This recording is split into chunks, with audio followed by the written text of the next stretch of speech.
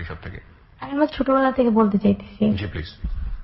যখন আমি 4 কি 5 এ পড়ি ঠিক তখনকার সময় নর্মালি আমি আমার চাচা বাবা সবার মানে একমাত্র মেয়ে বললেই চলে, চাচাদের একমাত্র মেয়ে। মানে পুরো গোষ্ঠীতে আপনি একমাত্র ছিলেন? হ্যাঁ। বাবারা কয় ভাই ছিল? 5 ভাই। 5 ভাইয়ের মধ্যে একমাত্র একটা মেয়ে? হ্যাঁ, একমাত্র একটা মেয়ে। আচ্ছা, যখন আপনি ক্লাস 4 বা 5 এ পড়ছেন? 4 বা 5 এ পড়ি। আমার নানু বাড়ির দিক থেকে আমি বড় নাতিন, সবাই মানে অনেক বেশি আদর করে। তো আদর করলো সবসময় একটা গার্ড জিনিসটা কাজ করত, কোনো মেয়ে ফ্রেন্ড থাকতে পারবো না, সারাক্ষণ আমার খেলার সঙ্গী বলতে আমার ইমিডিয়েট যে ছোট ভাইটা সেটাই। যখন আমি ক্লাস 7 এ পড়ি একটা কোচিং এ, এতদিন বাসায় টিচার রেখে পড়ানো হতো, তো একটা কোচিং এ ভর্তি। নর্মালি কয়েকটা ফ্রেন্ড হয়, বাট আম্মু ওদের লাইক করে না। আম্মু সবসময় চায় আমার কোনো ফ্রেন্ড থাকবে না, কিন্তু ওদের সাথে আমার সম্পর্কটা, আমার ফ্রেন্ডশিপটা অনেক ভালো। কোন ক্লাসে থাকতে এটা? যখন ক্লাস 7 এ পড়ি। ক্লাস 7 এ পড়েন, ওকে। কোচিং থেকে আমার বাসা খুবই কাছে ছিল, তো ফ্রেন্ডের বাসার নিচে দাঁড়ায় আড্ডাটা দিতাম, ফাইজলাম টিজলাম করে বাসায় চলে যেতাম। তো এরকম প্রায় আড্ডাটা দিতাম। তো তখন থেকে আমার ভিতরে আমার আম্মু আমাকে এই জিনিসটা ভিতরে ঢুকাইতে চাইছিল যে রিলেশন বা যেসব করে এগুলো ভালো না। আমি সবসময় এই জিনিসগুলো বুঝাইতো আমাকে। তখন মানে যেসব ফ্রেন্ডরা শুনতাম যে রিলেশন করে বা আমার ব্যাচে পড়তাম যে টিচারের কাছে, যে আমার এদের বড়রাও ছিল, তো তারা রিলেশন করতো সবসময়। আমি দেখতাম যে রিলেশন করতেছে, তার মধ্যে সবসময় একটা জিনিস কাজ করতো, কেন রিলেশন করে, কি দরকার, বা মা বলে ভালো না তো রিলেশন। তো ওদের প্রতি একটা, যারা রিলেশন করতো তাদের থেকে একটু দূরে থাকার চেষ্টা করতাম। ক্লাস 7 এ থাকতেই মানে আপনার ভিতরে এই ধরনের একটা ব্যাপার ছিল? হ্যাঁ, মানে ভালো লাগতো না, কিরকম জানি মনে হতো কেন। আপনার মা বলতো এগুলো মানে রিলেশন করা ভালো না? আম্মু বুঝাইতো আর কি, যে মা কখনো এরকম লাইনে যাবা না বা আমার কষ্ট দিবা না, রিলেশন করবে না। আশেপাশে মানুষ দেখতো যে এই একটা স্টোরি, যে এই যে ওই বাসার মেয়ে না ভেঙে চলে গেছে। আমি একটু আপনার বাবার কথা শুনতে চাই। আপনার বাবা কি করতেন? আমার বাবা ব্যবসা করে। ব্যবসা করতেন, আচ্ছা ঠিক আছে, বলুন। পরিবারে তো আপনি বড় ছিলেন না? সন্তানদের মধ্যে পরিবারে আমি বড়। আমার মধ্যে মানে এই জিনিসগুলো আম্মু জিনিসগুলো সবসময় মাথায় রাখতাম, কিন্তু ফ্রেন্ডদের সাথে আড্ডা দিতেছি ঠিক আছে। তো এর মধ্যে আমার একটা ফ্রেন্ড ছিল আমাদের ওই এলাকাতে, একটা আমার ইমিডিয়েট বড়, 1 ইয়ার বড়। তো আমরা ব্যাচে একসাথে পড়তাম। তো আমি শুনতাম সে আমাদের এই ম্যাডামের বাসায় আশেপাশে কোন একটা ছেলের সাথে রিলেশন করে। তো ম্যাডাম প্রায় এই জন্য টর্চারিং করতো, ওর মাও প্রায় কোচিং এসে পড়তো, কি ব্যাপার, ও কোথায় গেছে, ম্যাডামের সাথে জবাব দিতে অনেক হেজিটেশন হইতো। তো আমি দেখতাম যে কি ব্যাপার, ও প্রায় এরকম করে। তো একদিন ও আমার মানে মোটামুটি ভালো ফ্রেন্ড, ওর বাসার নিচে দাঁড়িয়ে আমরা আড্ডা দিতেছি। তো মানে ও কার সাথে রিলেশন করে সেটা আমি ঠিকভাবে জানি না, জানি এলাকার একটা ছেলে। তো একদিন ওর ফ্রেন্ডের বাসার নিচে দাঁড়িয়ে আমরা কথা বলতেছি, এর মধ্যে দেখি একটা ছেলে ফোনে কথা বলতে বলতে আসতেছে। তো আমরা দাঁড়িয়ে আছি, এর মধ্যে আমার বরাবর ছেলেটা গুলির মাথা থেকে আসতেছে। তো কথা বলতেছে, হয়তো কোনো একটা টপিক নিয়ে খুব হাসতেছে। আমার না জিনিসটা অনেক মানে নজরে পড়ে যায়, হাসিটা এত সুন্দর, মানুষ হাসি এত সুন্দর হয়। আমরা তাকে আছি, আমার ফ্রেন্ডে কি বলতেছে আমি শুনতেছি না, আমি ওই দিনে চলে গেছে। তো আমার ফ্রেন্ড মাত্র বলছে কি কোথায় চলে গেলি, বলছে দোস্ত দেখ ছেলেটার হাসিটা কি সুইট। তো আমার ফ্রেন্ডটা বলতেছে দুষ্ট লোকের হাসি মিষ্টি হয়। পরে বলতেছি তুই কি চিনস? আমার ওই যে ফ্রেন্ডটার ফ্যামিলিগত প্রবলেম সে বলতেছে, সেই ফ্রেন্ডটার নাম হলো মিম। মিম আপনাকে বলছে মানে আপনার ফ্রেন্ড ছিল যে? হ্যাঁ, সে বলতেছে যে হ্যাঁ আমি চিনি, এলাকায় একটা ছিল ছোট ভাই, ওর বড় ভাই। ছোট ভাই খারাপ যেহেতু সে বড় ভাইও খারাপ, এটা ওর বড় ভাই, সেও খারাপ। আচ্ছা আচ্ছা। তো আমি বলতেছি দোস্ত হাসিটা না সুন্দর। পরে বলতেছে দোস্ত রিলেশন বা ভালো লাগার যে কাজ করিস না, ও কিন্তু খারাপ। তা আমি আর মানে আমার মধ্যে সবসময় রিলেশনটা একটা অনীহা কাজ করতো, তা আমি আর আগাই না, আমি আমার মতো চলতেছি। সবকিছু ভালো চলতেছে, বা আমার খুব আদরের একটা মেয়ে, সবাই প্রশংসা করে, আমার সামনেই প্রশংসা করে। শিপনের মেয়েটা অনেক ভালো, মানে আপনার প্রশংসা? হ্যাঁ, অনেক ভালো, খুব ঠান্ডা ঠান্ডা ছিলাম, খুব ভদ্র ছিলাম। তো আমি যখন ক্লাস 8 পড়ি, ম্যাডামের বাসায় ব্যাচে পড়া আর হবে না, তো 8 শুরু হয়নি ডিসেম্বর মাসটায়। আমরা মানে এরকমই মানে কোচিং করব বা বৃত্তি পরীক্ষা দিব, এটার জন্য একটা প্রিপারেশন চলতেছে, কোথায় ঘুরতে হবে একটা কোচিং ঠিক করতে। এর মধ্যে ফ্রেন্ড তখন একটু অফ টাইম, তো ফ্রেন্ডের সাথে আড্ডাটা একটু বেশি হতো। তখন আম্মু বলতো না একটু বুঝতে চেয়েছো, আচ্ছা মিশো ফ্রেন্ডের সাথে। তো এর মধ্যে আমি লক্ষ্য করলাম যে আমাদের এলাকার একটা ছেলে আমার পিছু পিছু আসে, একটু ফাইজলামি করে, রাস্তার মধ্যে দাঁড়ায় হাসতেছে, আর ফ্রেন্ডও হাসতেছে। ব্যাপারটা কি অত কেয়ার করি না, তো এই গলির মধ্যে দাঁড়িয়ে থাকে। আমি ভাবতাম যে গলির ছেলেরা দাঁড়িয়ে আছে, গলিটা ভালো না, হয়তো বা ছেলেরা ফাইজলামি করে, সবারই দেখতে ফাইজলামি করে, মেয়ে মানে ফাইজলামি করবে, সেরকম কেয়ার করি না। তার কিছুদিন পরে দেখি ছেলেটা আমার সাথে আমার পিছু পিছু আমার বাসা পর্যন্ত আসছে। যে ছেলেটার হাসিটা সুন্দর ছিল না, তাহলে এটা অন্য একটা ছেলে, অন্য খারাপ একটা ছেলের মধ্যে একটা ছেলে। ওকে আমি চিনি না তাকে। পরে দেখি সে আমার বাসা পর্যন্ত আসছে, তা আমি অত কেয়ারিং করি না। সে আমার বাসা থেকে এসে আমার বাসাটা হয়তো তার লক্ষ্য ছিল আমার বাসাতে দেখে চলে যাবে, সে চলে গেছে। তারপরের দিন দেখি সে ছেলেটা, আমার আবার অভ্যাস ছিল আমি বিকালবেলা মানে ফ্রেন্ড ছিল না তো ছাদে উঠে ঘোরাঘুরি করতাম, নেমে যেত। জি তো আমি বরাবর প্রতিদিনের মতো ছাদে উঠছি, উঠে দেখি সেই ছেলেটা আমার সাথে মানে ফাইজলামি করে, সে আমার বাসায় ছাদে। জি আমাদের বাড়িওয়ালা ছোট ছেলে তার ফ্রেন্ড, সেই খাতিরে সে আমাদের বাসার ছাদে। ওকে কি ব্যাপার ওইখানে, তা আমি আর কিছু বলি না, আমি চলে আসি নিচে।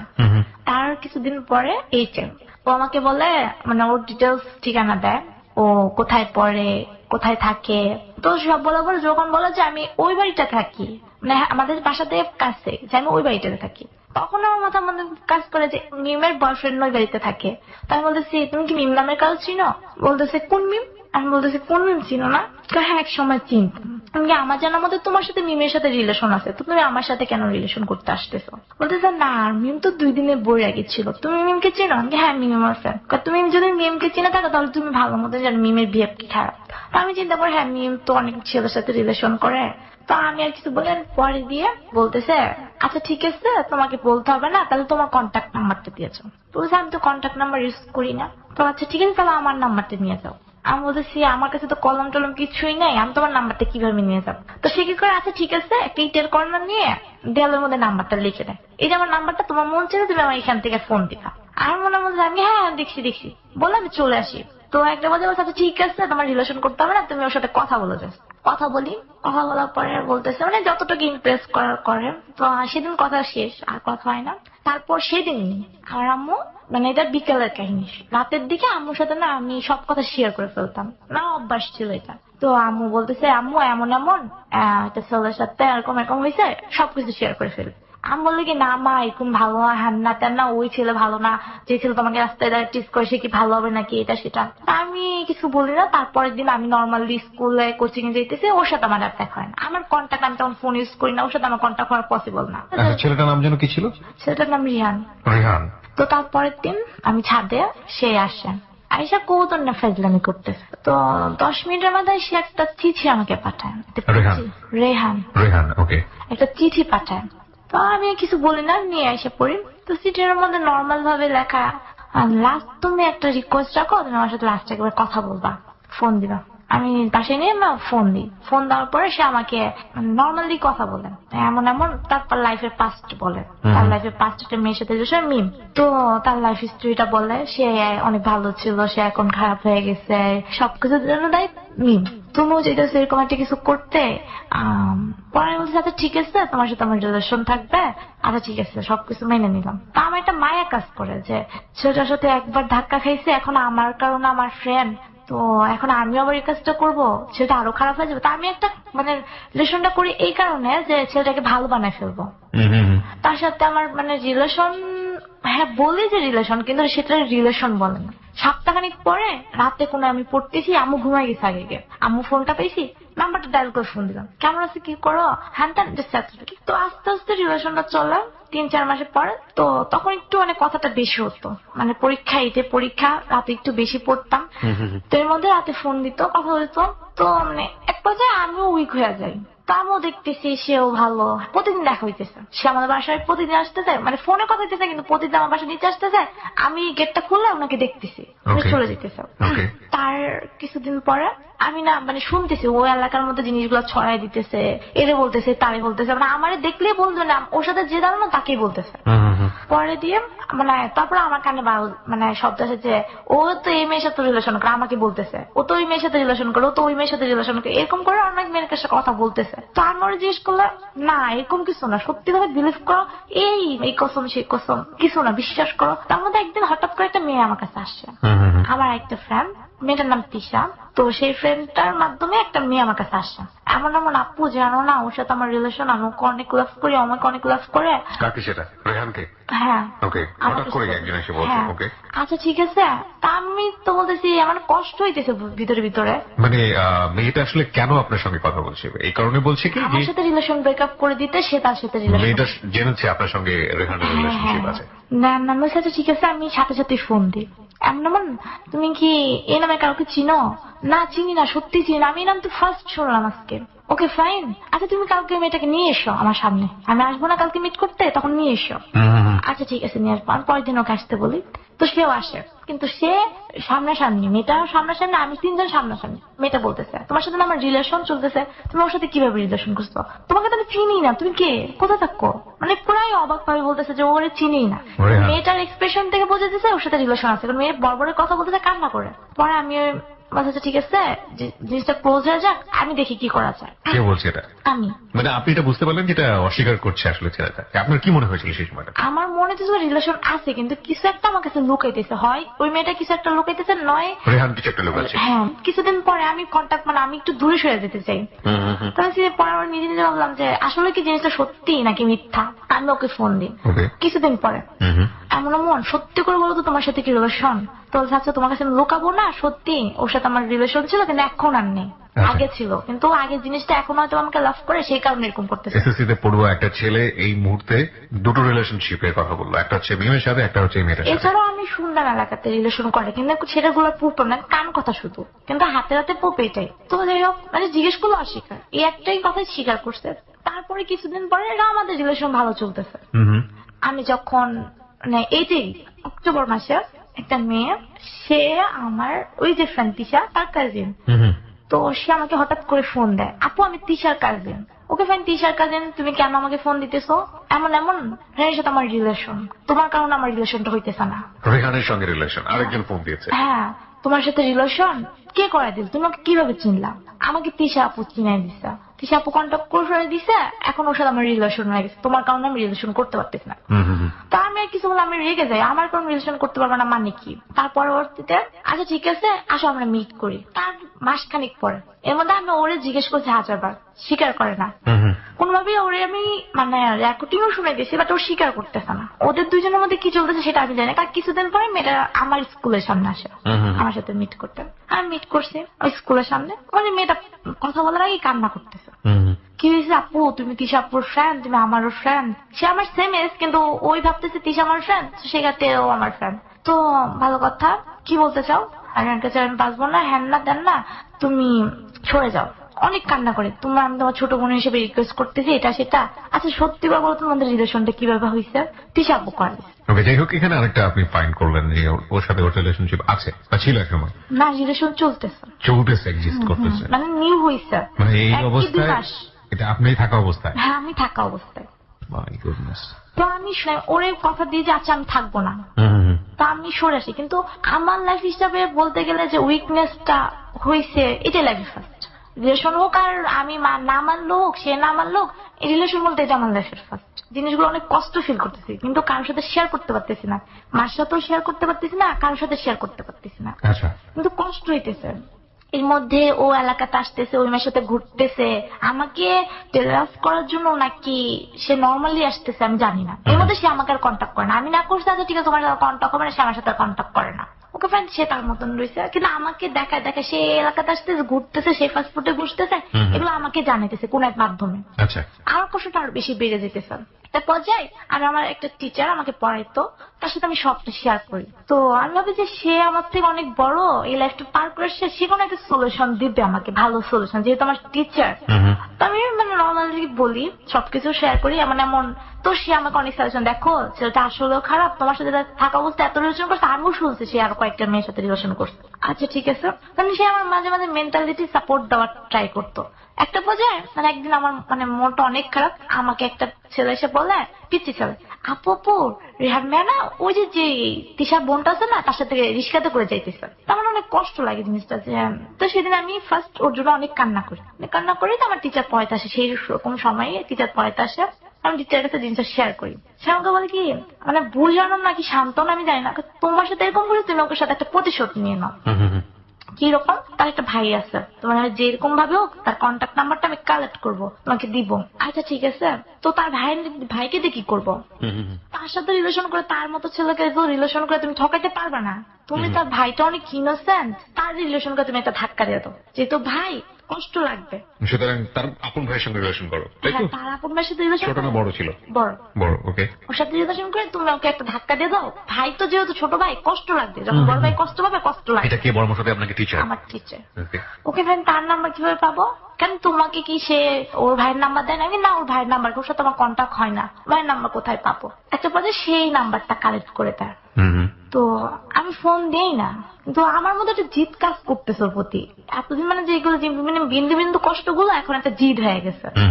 একটা দিনে আমি ওর ভাইকে ফোন দিই। আচ্ছা। ফোন দিয়ে তার সাথে আমার সাথে ফ্রেন্ডলি কথাবার্তা, মানে রিলেশন যে করবো সেরকম কিছু না, ফ্রেন্ডলি কথাবার্তা চলতেছে। মাঝখানে আমার এক্সাম, তার মধ্যে ভালো লাগে না, আবার ওই পেনটাও কাজ করে। তো একটা পর্যায়ে কন্ট্যাক্ট করা বন্ধ করে দিই ওই ছেলেটার সাথে। আমার মোবাইলও নাই, প্রবলেম হয় অনেক। তো নাই না, তার প্রায় 6 মাস পরে আমার টিচারটা বলে কি ব্যাপার ওই ছেলেটার সাথে কথা হয় না? হ্যাঁ না, আমি কি পারলাম না তো, জিদটা শুধু জিদে রয়ে গেল, ওর সাথে তো রিলেশন করতে পারলাম না। মেয়েরা কি না পারে, এর কোনো ব্যাপার? হ্যান ত্যান। আচ্ছা ঠিক আছে, তুমি আজকে ফোন দাও। তারপরে 2013 সালের জুন মাসে নতুন করে আমি তাকে ফোন দিই। অনেকদিন পর, লং টাইম পরে ফোন দিছি, নর্মালি কথা হইতেছে এমন এমন। এর মাঝখানে যে তার সাথে আমি কথা বলছি না। এটা কাকে ফোন দিয়েছেন? রেহানকে না রেহানের বড় ভাইকে? রেহানের বড় ভাইকে। ওই যে তার সাথে আমার রিলেশন করে তাকে একটা ঠকানোর চেষ্টা, সেটা তার হলো না তখন আর। তার পরবর্তীতে মানে আমার ভিতর সেই জিদটা কাজ করতেছে, ওরে যেভাবে কষ্ট দিবই, যেভাবে হোক। তার মধ্যে এর মধ্যে আমি জানি না ওর বড় ভাইটা আসলে কোনটা, কখনো দেখিও নেই। তো জুন মাসের 28 তারিখে তার সাথে আমাকে ফার্স্ট মিট হয়। এবং কিন্তু তার আগে প্রায় তার সাথে মানে টোটালি কন্ট্যাক্ট বলতে গেলে 6-7 মাস হয়ে গেছে, কিন্তু তার সাথে আমার মিট করা কখনো হয়নি। তখন সে আমাকে মানে বললো আচ্ছা ঠিক আছে, আজকে আমরা মিট করবো। খুব বৃষ্টি হইতেছে, বৃষ্টির মধ্যে আমি দেখতেছি একটা ছেলে দাঁড়ায় কথা বলতেছে ফোনে, আমিও ফোনে কথা বলতেছে, সেও ফোনে কথা বলতেছে, রোডের মধ্যে বৃষ্টি হইতেছে। আমি ডাউট করিনি এটাই, তো ডাউট করিনি এটা, কিন্তু আমি খুব অবাক হয়ে যাই যে এই ছেলেটা তো সেই ছেলেটা যে ছেলেটার হাসিটা খুব ভালো লাগছে। Very interesting, very interesting. Okay. তো আমি না পুরো মানে সারপ্রাইজ হয়ে যায়, আমি তাকে পরিচয় দিই না, আমি তোমার সামনে দিয়ে আমি গেছি কিন্তু তুমি আমাকে দেখো নাই। ওকে। তো বলতেছে আমি তোমাকে দেখি নাই। কি বলো? আমার সামনে দিয়ে গেল, কই গেল? আমি তো দেখি নাই, একটা মেয়ে যেতে দেখছি, সেটা কি তুমি? তার সাথে আমি দেখা করি, তো আমি তার সাথে সামনে আমি এসে পড়ছি, এসে অন্য একটা গুড়িতে চলে। কি নাম ছিল ওর? তার নাম রুদ্র। রুদ্র। তো আমি চলে এসে অন্য একটা গুড়িতে চলে গেছি।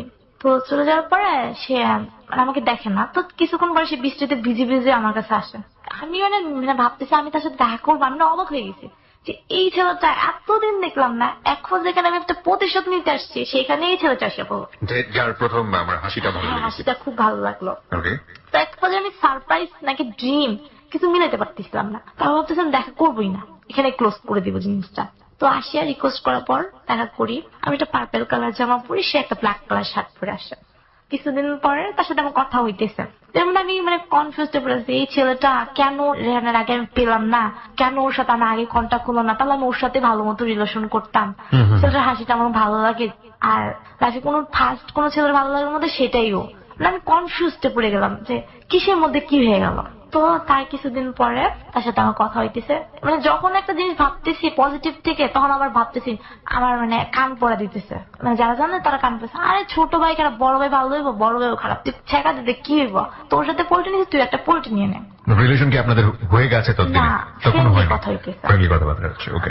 তো একটা পর্যায়ে 1 মাস পরে জুলাই 30 তারিখে আমি তাকে বলি যে এমন এমন আমার না একটা ছেলেকে মানে এর আমার মানে ডিসিশন নিয়ে ফেলছে, ফাইনাল ডিসিশন। এত শুনতে ভাবতেছি যে ছেলেটাকে ঠকাবো, সেটা তো আমার ভালো লাগা, কেন ঠকাবো ছেলেটাকে। কিন্তু আপনার তো প্ল্যান ছিল অন্যরকমের, মানে আপনি রুদ্রের সঙ্গে রিলেশনশিপ কন্টিনিউ করে আপনি রেহানকে দেখাবেন যে তোমার বড় ভাইয়ের সাথে রিলেশনশিপ। কিন্তু আমার ওর সাথে ওরে ঠকাইতে ইচ্ছা করতেছে না, এই কারণে তাকে আমার ওই যে ভালো লাগছে, এই কারণে আমার ঠকাইতে ইচ্ছা, মানে মাইন্ডটা সেটেল করতে পারতেছি। মানে কি এটা কি ঠকাইতে ইচ্ছে করছে না এই অর্থে যে আপনি তার সাথে প্রেমই করবেন না, নাকি প্রেমে পড়ে গিয়েছেন? করবো না, প্রেমই করবেন, তাকে ঠকাবোই না। ওকে ওকে ওকে, পয়েন্ট। তো একটা পর্যায়ে মাইন্ডটা ডিসিশন করো না, তাকে ঠকাবোই, জুলাই 27 তারিখে ঠকাবোই। হ্যাঁ ঠকাবোই, তো মানে প্রেম করবোই। হ্যাঁ প্রেম করবোই, তারপর চাকা দিই, সেই অর্থে সো কল্ড যে প্রেম মানে আলটিমেটলি ভনিতা করা। তো আমি তাকে মানে ডিটেলস বলতেছি, আর জানো আমাকে একটা মানে ওর সাথে আমি ফ্রেন্ডলি কথা বলতাম, একবার খুব ফ্রেন্ডলি, আমার একটা ছেলেকে খুব ভালো লাগে, আমি আজকে তাকে প্রপোজাল করবো। কিভাবে করা যায় বলো তো, তোমার স্পেস থেকে বলো, তুমি কি কোন মেয়ের সাথে রিলেশন করো, আমি কিছু অভিজ্ঞতা বলো। ফাইজলামি করতাম আর কি, তো সেও ফাইজলামি ফানি ভাবে নিত জিনিসগুলা। তো জুলাই 30 তারিখ রোজা চলতেছে, ইফতারের পর আমি ওকে ফোন দিছি, ছেলেটাকে আজকে প্রপোজ করবো, তো এগুলো বলি তো সে মানে কষ্ট পাইতেছে নাকি ফাইজলামি থেকে বলতেছে আমি জানি না। মাত্র তো কয়েকদিন যাবত ফ্রেন্ডশিপ হলো, কেন এখন প্রপোজাল করবো, কয়েকদিন পরে তারপরে হাসতে তো বলে না আজকে প্রপোজাল করতে হবে, আজ প্রপোজ করবো, আজকে ওর সাথে রিলেশনের যা হবে হবে, আর তোমাকে আমি কনফারেন্সে রেখে ওকে প্রপোজ করবো। কাকে কনফারেন্সে রাখবেন? ওই যে রুদ্রকে। রুদ্রকে কনফারেন্সে রেখে মানে আপনি ওখানে জাস্ট ডিসকাস করছেন, আলোচনা করছেন ওর মেন্টালিটিটা কি এটা জানার জন্য, যে আপনাকে আদৌ ফিল করে কিনা। ওকে, তখন আপনি কোন ক্লাসে পড়েন? তখন আমি 9 এ পড়ি। ক্লাস 9 এ পড়েন, একটু বড় হয়েছেন 7 এর চাইতে। ওকে, দেন সে আমাকে বলতেছে, তো আমি একটা পর্যায়ে বলছি কি কথা বলতেছি, ফাইজলামি করতেছি, এর মধ্যে বলতেছে কেন আমাকে কনফারেন্সে রাখবা, কেন তুমি এইভাবে বলো, ফোনে বলো, তুমি আমার ফোনটাকে এটা ফোনে বলো।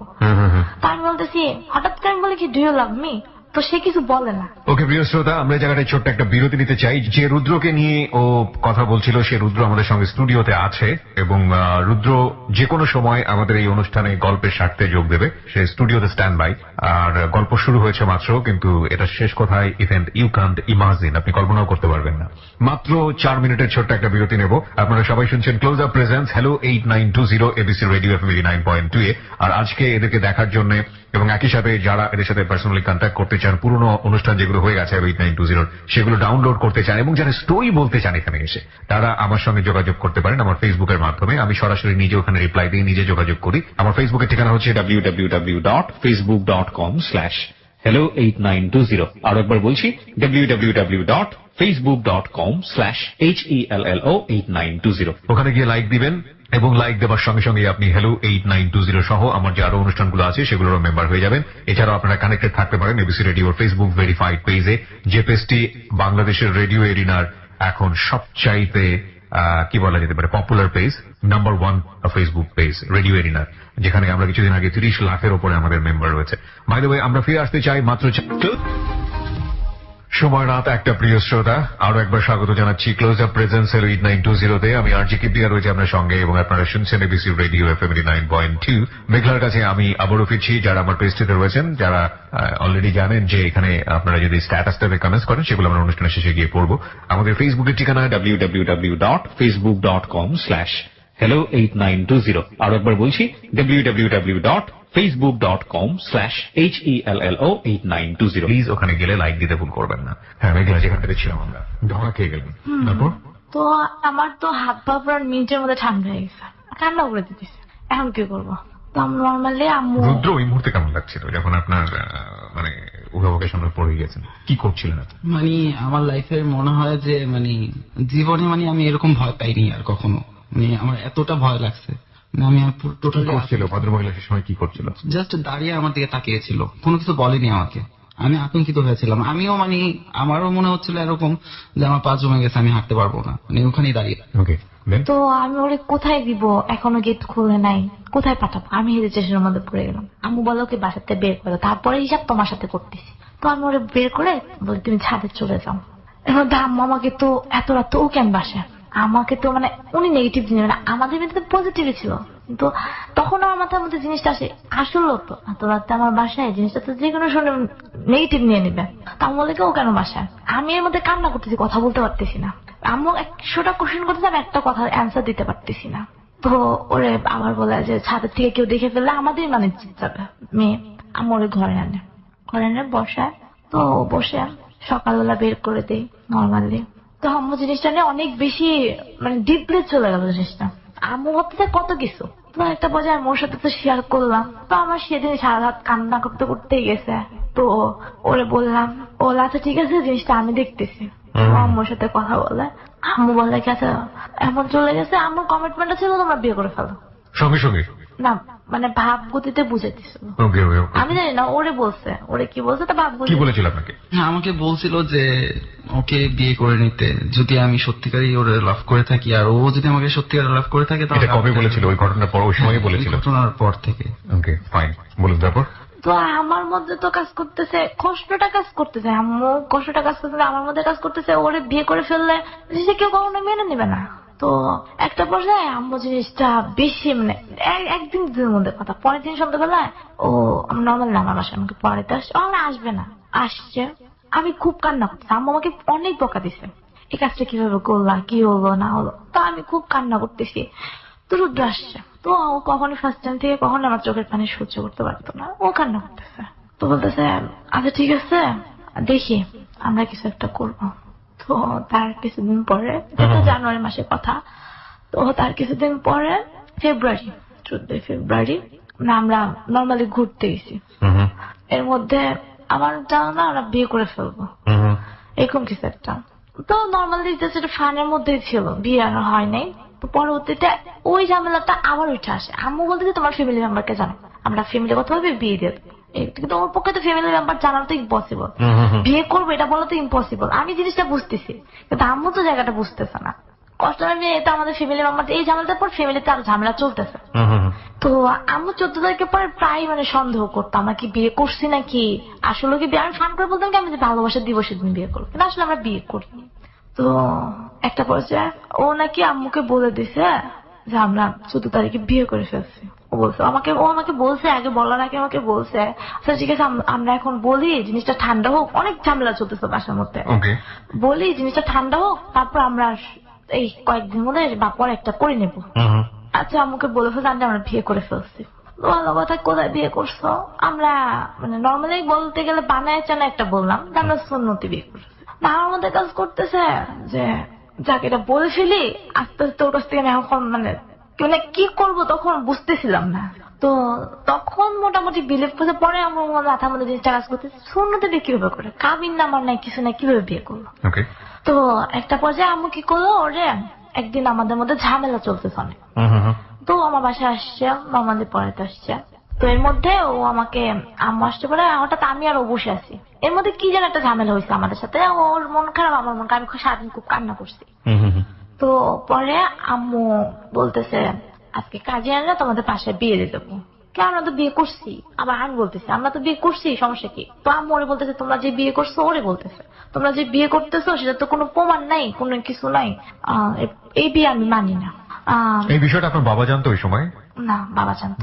আমার কাছে আম্মু হাইড করছে, আমি হাইড করতে বলছি। তো পরবর্তীতে আম্মু, আমার তো মাথা আসমা কি বলে নগদে নাকি কাজের সাথে আমার কথাও হয়ে গেছে, কাজে আসতেছে। তা আমার তো আকাশ জমি সব, এটাও তো ফল্ট ছিল। আমার প্ল্যান ছিল তো বিয়ে করবো না ওরে, কারণ এটা কখনো মেনে নেবে না। ওর লাইফটাও শেষ, আমার লাইফটাও শেষ। ও কখনো পারবে না। ওর মাকে ও অনেক লাভ করে, ও সবসময় বলতো ওর মার চোখের পানি আমার চোখের পানি ও কখনো দেখতে পারে না। এখন আমাকে জিনিসটা কনসিডার করতে হবে, কারণ ওর মা তো মা তো কনসিডার করতে পারবে না। তো আমি যেতাম যে ওটা যখন চলে গেছে একটা কোন একটা পর্যায়ে জিনিসটা কাটাই নিব। তো এখন দেখি বিয়ে সবকিছু হাজির, কাজী হাজির। তো আমি ওরে বারবার বলতেছি, ও বলতেছে হ্যাঁ আমি রাজি, আমি বিয়ে করবো। এক মিনিট, এখানে একটু রুদ্র আপনার কাছে জানি যে আপনি তো জানতেন বিষয়টা অনেক ডিফিকাল্ট আপনার ফ্যামিলির জায়গাটা থেকে, এবং আপনি ও যেটা বলছিল যে মা ফ্যামিলি কেউ কখনো মেনে নেবেন না, সেক্ষেত্রে আপনি ওর মার কথায় আপনি রাজি হচ্ছিলেন কেন? আমি ফার্স্টে ও তো বলছে যে আমি ওর চোখের পানি বা আমার আম্মুর চোখের পানি আমি সহ্য করতে পারতাম না। ফার্স্ট হচ্ছে আমার মা, আমি আমার মার কোনো কথা আমার লাইফের কোনো হিস্টোরি তার কাছে আমি লুকাইতাম না। শুধুমাত্র ওর ঘটনা আমার বাধ্য হয়ে লুকাইতে হইতো, কারণ ওটা পছন্দ করতো না। আপনি জানতেন যে আপনার ফ্যামিলি থেকে জিনিসটা জটিল হয়ে যাবে এবং সেই অর্থে আপনি কেন তাহলে ওর মার কথা আপনি কেন রাজি হচ্ছেন? আমি এটা ওকেও বলতাম, এটা ও বুঝতো, আমিও বুঝতাম। বাট যখন জিনিসগুলো সিচুয়েশনগুলো এমন ভাবে হয়েছে ওই সময় ওই মুহূর্তে, আমি যদি তখন অস্বীকার করি তাহলে আমার অনেকগুলো মিথ্যা চলে আসবে। যেমন ফার্স্ট টাইম আমরা বলছিলাম আমরা এর আগে বিয়ে করছি, তাহলে এখানে বিয়ে করতে সমস্যা কি? ফার্স্ট এটা হচ্ছে। সেকেন্ড হচ্ছে সে আমাকে এক রাত দেখছে, তার সম্মানটা নষ্ট হবে, তার মায়ের কাছে সে ছোট হয়ে যাবে। তো ওই জিনিসগুলো আমার মাইন্ডগুলো আমার মাথায় কাজ করতেছে। ভেরি ইম্পর্টেন্ট, লাইফের রিয়েলিটি গুলো কখনো কখনো কোনো লজিক মেইনটেইন করে না। এবং একটা কথা আছে, মিথ্যা যদি আপনি একবার বলেন পর ওই মিথ্যা ঢাকার জন্য আপনাকে অনেকগুলো মিথ্যা বলতে হয়। এবং মিথ্যা শক্তি এতটাই নাজুক যে এটা সত্যের মুখোমুখি দাঁড়িয়ে একটা সময় পরাজিত হতে বাধ্য। কোনোটা হয়তো একটু বেশি সময় নেয়, কোনোটা হয়তো বা একটু অল্প সময় নেয়, কিন্তু মিথ্যা পরাজিত হবেই। জি, আবারও আপনার কাছে ফিরি। তো পরবর্তীতে আমি প্রায় দুপুরের দিকে আমাদের বাসায়, দুপুর কি বিকালের দিকে আসে। তো আমি ওরে বলতে থাকি তুমি কি ডিসিশন নিচ্ছ, তুমি তো ভাই বানো, ওটা তো ফল্ট ছিল, ওটা তো তোমার বলার খাতিরে বলছি, তো তুমি তো ভাই বানো, ভালো মতো জিনিসটা ভাই বানো। আমি শুধু এই কথাই বলতেছি, তুমি তো চিন্তা ভাবনা করে নাও। তো ও আমার বলে হ্যাঁ আমি ভাইবা চিন্তে বলতেছি, তোমার বিয়ে করবো দেখে ভাইবা চিন্তে বলছি, আমি কি না ভাইবা বলতেছি। তো যাই হোক একটা পর্যায়ে আমাদের বিয়ে হয়। বিয়েটা হয় মানে বিয়েতে কে কে ছিল? বিয়েতে ছিল আমার আম্মু আর আন্টি। আপনার বাবা ছিল না? আপনার বাবা এটা জানতো না? বাবা জানতো না। বিয়ে করে কাবিন করেই বিয়ে হয়? হ্যাঁ, কোর্ট কাবিন করে বিয়ে হয়। কোটকাবিন কাজী আমি কাবিন। একটা জিনিস বুঝতে পারছি না যে আপনার মা কেন এই বিয়েটা দিতে চাইলেন। আম্মু উনি উনি উনি কি বুঝতে পারছিলেন না যে ওনাকে অনেক পরবর্তীতে অনেক ধরনের বড় ধরনের রিয়েলিটি ফেস করতে হবে আম্মু আপনার সবসময় ফ্যামিলিতে? এই জিনিসটা ভাবতো যে ও আমাকে লাভ করে, হ্যাঁ হ্যাঁ, আমাকে লাভ করে, আম্মুকে লাভ করি। দেন এত বড় একটা জিনিস হয়ে গেছে। মানে ওই যে আপনি আম্মু- রাতের বেলা থাকাটাই, হ্যাঁ, আম্মু ভাবতেছে অনেক কিছু হয়ে গেছে, কিন্তু আসলে তো কিচ্ছু না। এবং এটাকে কেন্দ্র করে বিয়েটা করে ফেলো, যেভাবে পারো বিয়েটা করে ফেলো। হ্যাঁ, তার মধ্যে আমরা বলছি যে না, কিন্তু উনি পরবর্তীতে যে জটিল অবস্থা তৈরি হবে এগুলো উনি ফেস করবে কিভাবে, এটা চিন্তা ভাবনা কি ওনার মাথায় ওই সময়টাতে ছিল, নাকি শুধু বিয়ে হওয়ার হয়ে যাক তারপরে যা হওয়ার হবে? হ্যাঁ, হ্যাঁ, রুদ্রপদে কিছু একটা বলতে চাচ্ছেন, বলেন। আমি বলতে চাচ্ছি উনি যখন এই জিনিসটা করে তখন আমি আমার যতটুকু এখন যে আমার বর্তমান অবস্থা সেই প্রেক্ষিতে উনি তখন সেই অবস্থায় মানে ওই অবস্থা থেকে বাঁচার জন্যই শুধু একটা ডিসিশন নিছে যে আমি ওর সাথে একটা রাত ছিলাম বা আমরা ইমাম সাহেবের কাছে গিয়ে সুন্নতি বিয়ে করেছি, এই ধরনের কথাগুলো বলার প্রেক্ষিতে সে একটা ডিসিশন নিজস্ব ভাবে নিচ্ছে এবং এই ডিসিশনটা ছিল কিন্তু এই সম্পূর্ণ তার। ডিসিশনটা নেবার পরে যে কি হতে পারে, কি ধরনের সমস্যা হতে পারে, যেহেতু এটার প্রতি উনি তার কোনো চিন্তাই ছিল না। হ্যাঁ, যেটা বলছিলেন আপনি যে আপনার কাছে ফিরে মেঘলা, তারপর কি হলো, বিয়ে হলো? তো বিয়েটা করছি। হ্যাঁ, একদিক থেকে আনন্দ লাগতেছে, কিন্তু একদিক থেকে কষ্ট লাগতেছে যে জিনিসগুলা কোথা থেকে কি হয়ে গেল, অবাক লাগতেছে। আমি কখনো ওই বিয়ের জিনিসটা কখনো কল্পনাও করিনি, হবে না কখনো ফিউচারটা চিন্তা করে। একদিকে আনন্দ লাগতেছে, একদিকে কষ্ট লাগতেছে। তো একটা বছর সন্ধ্যা বিয়ের পরে চলে যায়, পাঁচশো রাত বলতে যে কথা, যে জিনিসগুলো সেগুলো আমাদের মধ্যে কিচ্ছু নেই। তো দিন যাইতেছে, আম্মু জানতেছে জাস্ট, কিন্তু ওর মানে আব্বু জানে না, কেউ জানে না জিনিসগুলা। এখন আম্মু অনেক সাপোর্ট করতেছে।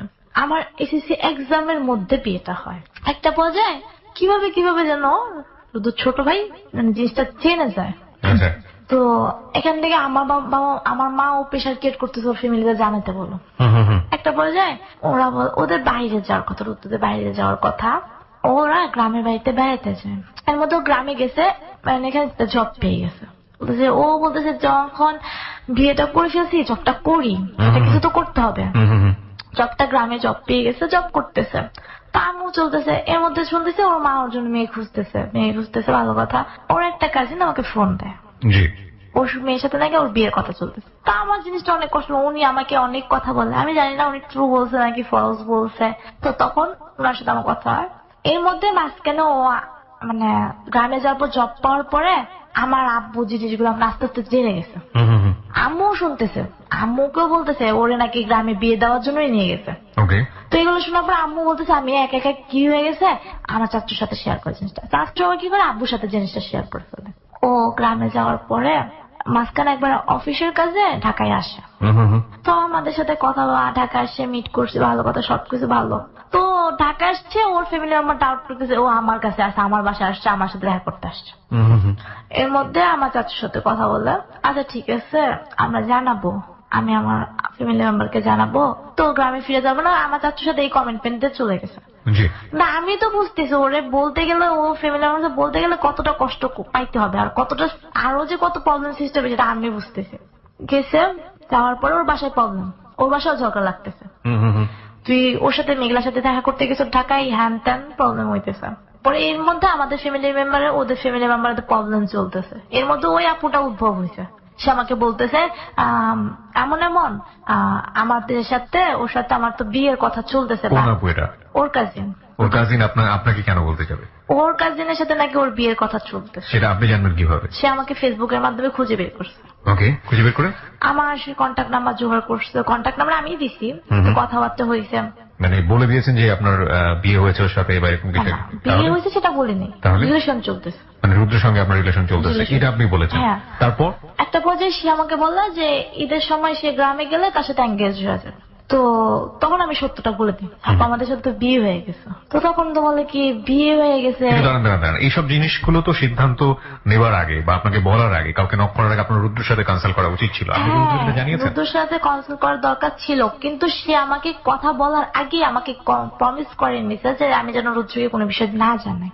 এটা খুবই ফানি একটা বিষয় হলো, যে মেয়েটাকে আপনি চিনেন না, যার সঙ্গে রুদ্র বিয়ে হতে না না যাচ্ছে। না, আমি ওকে জিজ্ঞেস করছি তোমার কাজিন এটা? হ্যাঁ আমার cousin. It is not really big matter. See, আপনাদের এইজটা যেখানে, সেই জায়গাটা থেকে ভুল করাটা স্বাভাবিক, বাট রিয়েলিটি বা ঘটনাটা আসলে এরকমই হওয়া ছিল সেই মোমেন্টে আপনার ফ্যামিলি এবং রুদ্র, তাই না? এটাই হচ্ছে সবচেয়ে প্রায়োরিটি পাওয়া মানুষগুলো, তাই না? সো আপনি কি মেয়েটাকে যখন সেন যে রুদ্রের সঙ্গে আপনার বিয়ে হয়ে গেছে সেটা কি আপনি রুদ্রকে জানিয়েছেন সেই মুহূর্তে যে আপনি মেয়েটাকে জানাবেন রুদ্রের সঙ্গে তোমার সঙ্গে আমার বিয়ে হয়ে গেছে, জানিয়েছেন এটা? না, না। জানাননি? জানেননি। মানে রুদ্র জানে না যে আপনি মেয়েটাকে এটা জানিয়েছেন। ফাইন, তারপর? তো পরবর্তীতে সে বলে আচ্ছা ঠিক আছে বিয়ে হয়েছে, তাহলে সে তার মত ঘুরে না যে আচ্ছা ঠিক আছে আমার ফ্যামিলি মেম্বার দিলে তো আমি করবো না, তাহলে তো হয়েছে। তো সে আমাকে সাজেশন দেয় তুমি বিয়ে করে ফেলছো, ওর ফ্যামিলিতে জানানোর জন্য ট্রাই করো, কারণ আমি যতটুকু শুনছি ওর ফ্যামিলিতে ওর জন্য ওর 2 ভাইয়ের জন্য মেয়ে দেখতেছে। তা সে আমাকে নর্মালি ভালো সাজেশন দিই সব সময়। তো একটা পর্যায়ে ঈদের ঠিক একদিন পর, ঈদের পরের দিন সে মেয়ে আমাকে ফোন দেয়। মানে সে আমাকে আমার মেন্টালিটি এমন হলো যে বাসার থেকেও প্রেশার করতেছে, ও বিয়ে করে ফেলতেছে, ও বিয়ে করে ফেলবে, এটা করবে সেটা করবে, তো প্রেশার ক্রিয়েট করতেছে। তার মধ্যে ও ঈদের সময় আমার সাথে দেখাও করতে আসে নাই, তো মাঝখানে অনেক গ্যাপে আমার সাথে দেখা করতে আসেন, ঢাকা আসেন, ওকে গ্রামে রয়েছে। ওই আপু আবার ফোন দিছে, এমন আমার শুনলাম ও নাকি ওর গ্রামের কোন মেয়ের সাথে কথাবার্তা চলতেছে, দেখতেছে। মেঘলা তুমি একটু কেয়ারফুল হও, জিনিসগুলো এভাবে নিও না। ঠিক বুঝলাম না আমি। ওই মেয়েটার সঙ্গেই তো দেখা সাক্ষাৎ, ওই মেয়েটার সঙ্গে এঙ্গেজমেন্ট হওয়ার কথা, তো ওই মেয়েটা আবার আরেক মেয়ে সম্পর্কে খবর দিচ্ছে। সে আমাকে বলছে যে সে নাকি তার মা বাবাকে জানাই ফেলছে জিনিসটা, ওকে, জানাই ফেলছে আমার সাথে। আপনি চাইলে পার্টিসিপেট করতে পারেন, কোনো সমস্যা নেই। এগুলো সম্পূর্ণ ফলস, এগুলো সম্পূর্ণ ফলস। এগুলো সম্পূর্ণ ফলস। এবং আমি চাইতাম না ও আমার ওই কাজিনটার সাথে কথা বলুক। ওকে, আমার মামাতো বোন আর আমার ছোট খালা, তো ওরা পাশাপাশি বাসা। তো আমার ছোট খালা আমাকে ঠিক সন্তানের মতোই দেখে, তারা নিজের সন্তানের মতোই দেখে। তো সে খুব মজা করে দুষ্টামি করে ফান করে মাঝে মধ্যে বলতো, বাট এইটা নিয়ে কোনো সিরিয়াস ম্যাটার ছিল না আমাদের মাঝে। মানে ওই এঙ্গেজমেন্ট হবে, খালাতো মামাতো নিয়ে এঙ্গেজমেন্ট হবে, এই ধরনের কোনো কমিটমেন্ট ছিল না। ইভেন ওর ইমিডিয়েট যে বড় বোন ছিল আমার মামাতো বোনের, ও আবার আমার হচ্ছে খুব ক্লোজ ফ্রেন্ড। আমি ওদের গ্রামে যাওয়া মানে হচ্ছে ওর সাথে টাইম পাস করা। তো ওই সূত্রে আমার ওই মামাতো বোনের সাথে ওর আমার ফ্রেন্ডের ছোট বোন, তো ওই হিসাবে আমার সাথে মোটামুটি ক্লোজ হয়। বাট তার মানে এই না যে আমাদের সাথে কোনো ধরনের কমিটমেন্ট ছিল বা এই ধরনের কোনো কিছু ছিল, কোনো কিছুই ছিল না। এই ঘটনাটা অনেকেই জানে না, আমি একটু পার্টিসিপেট করি। সেটা হচ্ছে আমার মা ওখানে আমাকে বিয়ে দিতে চায়নি। আমাদের মূলত যাওয়া হচ্ছে, আমার মা ইউএসএ তে চলে যাবে, আমার বাবা আমেরিকাতে থাকে, সেখানে চলে যাবে, ওনারা সিটিজেন ওখানে, আমার বোন বাবা ওখানে, তো আমার ফুল ফ্যামিলি চলে যাবে। হয়তো আমারও যাওয়া হতো, সামহাও আমার যাওয়া হয়নি, সেটা মেটারও আসবে। ঠিক আছে, ফাইন। আমি একটা জিনিস একটু বলি, সেটা হচ্ছে যে ঠিক আছে, আমি বারবারই বলি হ্যালো 920 তে প্রিয় শ্রোতা, যখন একটা মানুষ তার জীবনের গল্প বলেন, লাইক আমি কি বিয়াও যদি বলা শুরু করি, তাহলে আমি এখানে অ্যাক্টিভ ভয়েস। আমি যাদের সম্পর্কে বলবো, যার সম্পর্কে বলবো, অনেক কিছু সত্য মিথ্যা মিলিয়ে আমার নিজের একটা সত্য দাঁড় হয়। কিন্তু যে মানুষটাকে নিয়ে বলছি সে থাকলে পাশাপাশি এখানে বাদানুবাদ হওয়ার একটা সুযোগ থাকে, যেটা আজকে হ্যালো 920 হচ্ছে, হুইচ ইজ রিয়েলি গুড। আমি জাস্ট দুটো জিনিস, আপনাদের স্টোরিটা আমার দরকার নেই, আমি শুধু দুটো জিনিসের ব্যাপারে স্টিক হতে চাই। একটা হচ্ছে যে ও যেটা বলছে আপনার খালাতো বোন না মামাতো বোনকে আপনার সাথে তার বিয়ে হয়েছে, মানে আপনার হাজবেন্ড আর ওয়াইফ, এই বিষয়টা আপনার মামাতো বোনকে সে বলেছে, এটা কি আপনি জেনেছেন কোনোভাবে? আচ্ছা, ওর মামাতো বোনকে কি আপনাদের বিয়ের কথা আপনি বলেছেন? হ্যাঁ বলেছি। আচ্ছা, এটা গিয়ে মামাতো বোন আপনাকে কোনোভাবে বলেছে রুদ্র? না। তার মানে ওদের মধ্যে হয়তো একটা কমিটমেন্ট ছিল যেটা আপনার সাথে ব্যাপারটা শেয়ার করেনি। মামাতো বোনের সঙ্গে বিয়ে হওয়ার কথা ছিল না দ্যাট ইজ নট ইম্পর্টেন্ট। ওর জায়গা থেকে ওটা অন্যরকম, মামাতো বোন হয়তো আপনাকে অন্যভাবে ব্যাখ্যা করেছে, so this is not really important. Fine. তারপরে মামাতো বোন একদিন পরে আপনাকে বললো যে গ্রামের কোন একটা মানুষের সঙ্গে বিয়ে করতে। তো ঈদের ও আমাকে বলছে ভাবে ঈদের পরে তো অনেক জায়গায় বিয়ে হয়ে যায়, ওকে যদি ঈদের পরে বিয়ে দিতে আমাকে এরকম কিছু বলছে। আচ্ছা রুদ্র, তখন আপনি কি বলতেন? সত্যি কথা বলতে কি আমাকে কেউ দেখতে যেত না, বা আমার ফ্যামিলি থেকে কাউকে দেখেও নেই। কিন্তু যখন এই কোশ্চেনগুলো ওরা সন্দেহ করছে, তখন আপনার অ্যান্সারটা কি থাকতো ওর ফ্যামিলির প্রতি, ওর প্রতি? না, এই তো সম্পূর্ণ মিথ্যা, এগুলো ভুল ধারণা। তারপর তা আমাকে এগুলোতে বোঝানো হইতো, কিন্তু আমার মধ্যে একটা কাজ করতো যে কিছু ঘটলে তো কিছু রটে, তোমরা হয়তো দেখতেছো, দেখে তোমাকে স্বীকার করতে না, আমার তখন ওর প্রতি আমার একটা রাগ কাজ করতো যে বা তোমার দেখতে পারে, তোমার স্বীকার করতেছে না। আপনি সন্দেহ করতেন? সন্দেহ বলতে চলে আসতো। তো পরে কষ্ট হইতো, তোর কাজিন আমার কাছে শেয়ার করতেছে, এগুলো বলতেও পারতিস না ওর কাছে, প্রমিস করে রাখছে। তো একটা পর্যায়ে ঈদের পরের দিন ওর খুব দেখতে ইচ্ছা করতেছে, তো আমি কি করি, বাসা থেকে একটা পর্যায়ে না বলে গ্রামে চলে যাই, গ্রামে। তো নর্মালি ও তো রেগে টেগে শেষ। তো যাই হোক, একটা পর্যায়ে দেখা করতে আসছে, খুব বৃষ্টি, তার অবস্থা খুব খারাপ, তাও দেখা করতে আসছে। দেখা করে আমাকে আমি বলতেছি তুমি আমাকে ঢাকায় দিয়ে আসো। আমি মূলত ওরা আনতেই গেছি, তো ঢাকায় নিয়ে আসি ওরা। তারপরও তখন ওর মা বাবা কি হবে জানে বুঝে ফেলে যে আমার বাসা, ও কথা ঘুরে ফেলে যে এখানে ওখানে বা কোনো ফ্রেন্ডের বাসায় আসছে বা ওর গ্রামের বাড়িতেই আছে এটা বলে, কিন্তু ওর মা বুঝে ফেলে যে আমাদের বাসায় আছে। না, ওকে যে আপনি আপনার বাসায় নিয়ে আসলেন, হ্যাঁ, আপনার বাবাও তো তখন বোধহয় জানে না যে আপনাদের বিয়ে না হয়ে গেছে। উচিত বললাম না, জেনে গেছে মাঝখানে। ও মাঝখানে জেনে গেছে, মানে তখন আপনার বাবা থাকতে দিচ্ছে, জিনিসটা মাইনে নিছে। মেনে নিয়েছে এক ধরনের, ফ্যামিলি মেম্বারটা তখন এক ধরনের মেনে নিয়েছে। হ্যাঁ। বলুন তারপর। তখন মাঝখান দিয়ে একটা জিনিস মিস্টেক করে এসছি। আচ্ছা বলেন। আমি ওর ছোট ভাইকে ফোন দিয়ে বলে দিই, রাগের মাথায় ফোন দিয়ে বলে দিই আমরা বিয়ে করে ফেলছি। ওকে, ওর ছোট ভাইকে বলে দিলেন। আচ্ছা। হ্যাঁ, তো এইটা নিয়ে ওর বাসায় অনেক প্রবলেম হয়। মানে ওর বাসায় তো মানে তুলপার হয়ে গেছে এক পর্যায়ে, ওর বাসায় আর উঠাবেই না। মানে রুদ্র, আমি আপনার কাছে যাই, আপনার বাসায় তো হলে ব্যাপারটা জানাজানি হয়ে গেল। জি, প্রথমে যখন ও বলছে তখন এটা নিয়ে আমার ফ্যামিলিতে একটা মানে বিশাল ঝড় যায়। আমি এমনও দিন গেছে বাসায় থাকতে পারি না, কিন্তু আপনাকে তো ফার্স্ট জিজ্ঞেস করার কথা ফ্যামিলি মেম্বারে যে আমাকে রেহান যা বলছে বা আপনার ছোট ভাই যেটা না, বলছে এটা সত্য কিনা। আমি অস্বীকার করছি। আমি তাদের কাছে স্বীকার করিনি। কেন করেননি? করিনি কারণ হচ্ছে ওই অবস্থাতে তাদের কাছে স্বীকার করলে এখানে আরো বেশি কথা শুনতে হবে। শুধু কথা শোনার জন্য আপনি স্বীকার করবেন না? না না না, কথা শোনাটা ফ্যাক্ট ছিল না। মানে ওর আমার কাছে কাছে বড় ফ্যাক্টটা ছিল, আমার ফ্যাক্ট ছিল আমার সময়টার দরকার, একটা সঠিক সময় দরকার। এবং ও হচ্ছে ভাবতো যে এখন যদি আমি মনে নিয়ে বের হয়ে যাই বা একটা কোনো একটা ডিসিশন নিলে আমি কি করে খাওয়াবো। আমার মধ্যে আসলে তো fact। এই জিনিসটা কাজ করতো। মানে আপনার মানে আমি জাস্ট সময় চাইতাম যে ও ইন্টার ফার্স্ট ইয়ারে পড়ে, না, সে সময় তো আপনি বোধহয় একটা জবও করতেন বোধহয় ছোটখাটো। মানে জাস্ট স্টার্ট করছি। আমি ওরে বলতাম যে আমার মনে হয় আর বেশি দিন লাগবে না, আমি ওভারকাম করতে পারবো। বা আমার মধ্যে একটা এক ধরনের প্ল্যান ছিল। আসলে সত্যি কথা বলতে কি, আমি আজকে শেয়ার করে ওর কাছে, জি, please। আমার মা কিন্তু আজকে মাঝরাতে চলে যাবে। আমার মা মূলত হচ্ছে আমি চাইছিলাম যে তারা চলে গেলে দেন লাইফটা আমার। আমি যদি তারা চলে যাওয়ার পর একটা ডিসিশন বলতাম তখন তারা কিন্তু বাধ্য হইতো মেনে নিতে। এখানে আপনাকে একটু থামাই এবং লিসনারদের সবাইকে একটু নোট করছি। রিলেশনশিপের এই যে অবস্থা আপনারা দেখছেন, ফ্যামিলি জায়গা থেকে কমপ্লেক্সিটি এখানেই থেমে থাকেনি এবং এটা শেষ পর্যন্ত কোথায় গিয়ে দাঁড়িয়েছে, এটা যে কত বড় জট পাকিয়েছে পুরো সমস্ত জায়গাটা থেকে। এবং আরেকটা ইনফরমেশন আমরা পেলাম যে আজকে মাঝরাতে ওর ফ্যামিলি চলে যাচ্ছে। This is a very good information, যেটা পরবর্তীতে আমাদের স্টোরির ক্ষেত্রে কাজে লাগবে। আমরা ছোট্ট একটা বিরতি নিতে চাই প্রিয় শ্রোতা, মাত্র 4 মিনিটের বিজ্ঞাপন বিরতি। 4 মিনিট পরে আমরা আবারও ফিরে আসবো close up presence hello 8920-তে।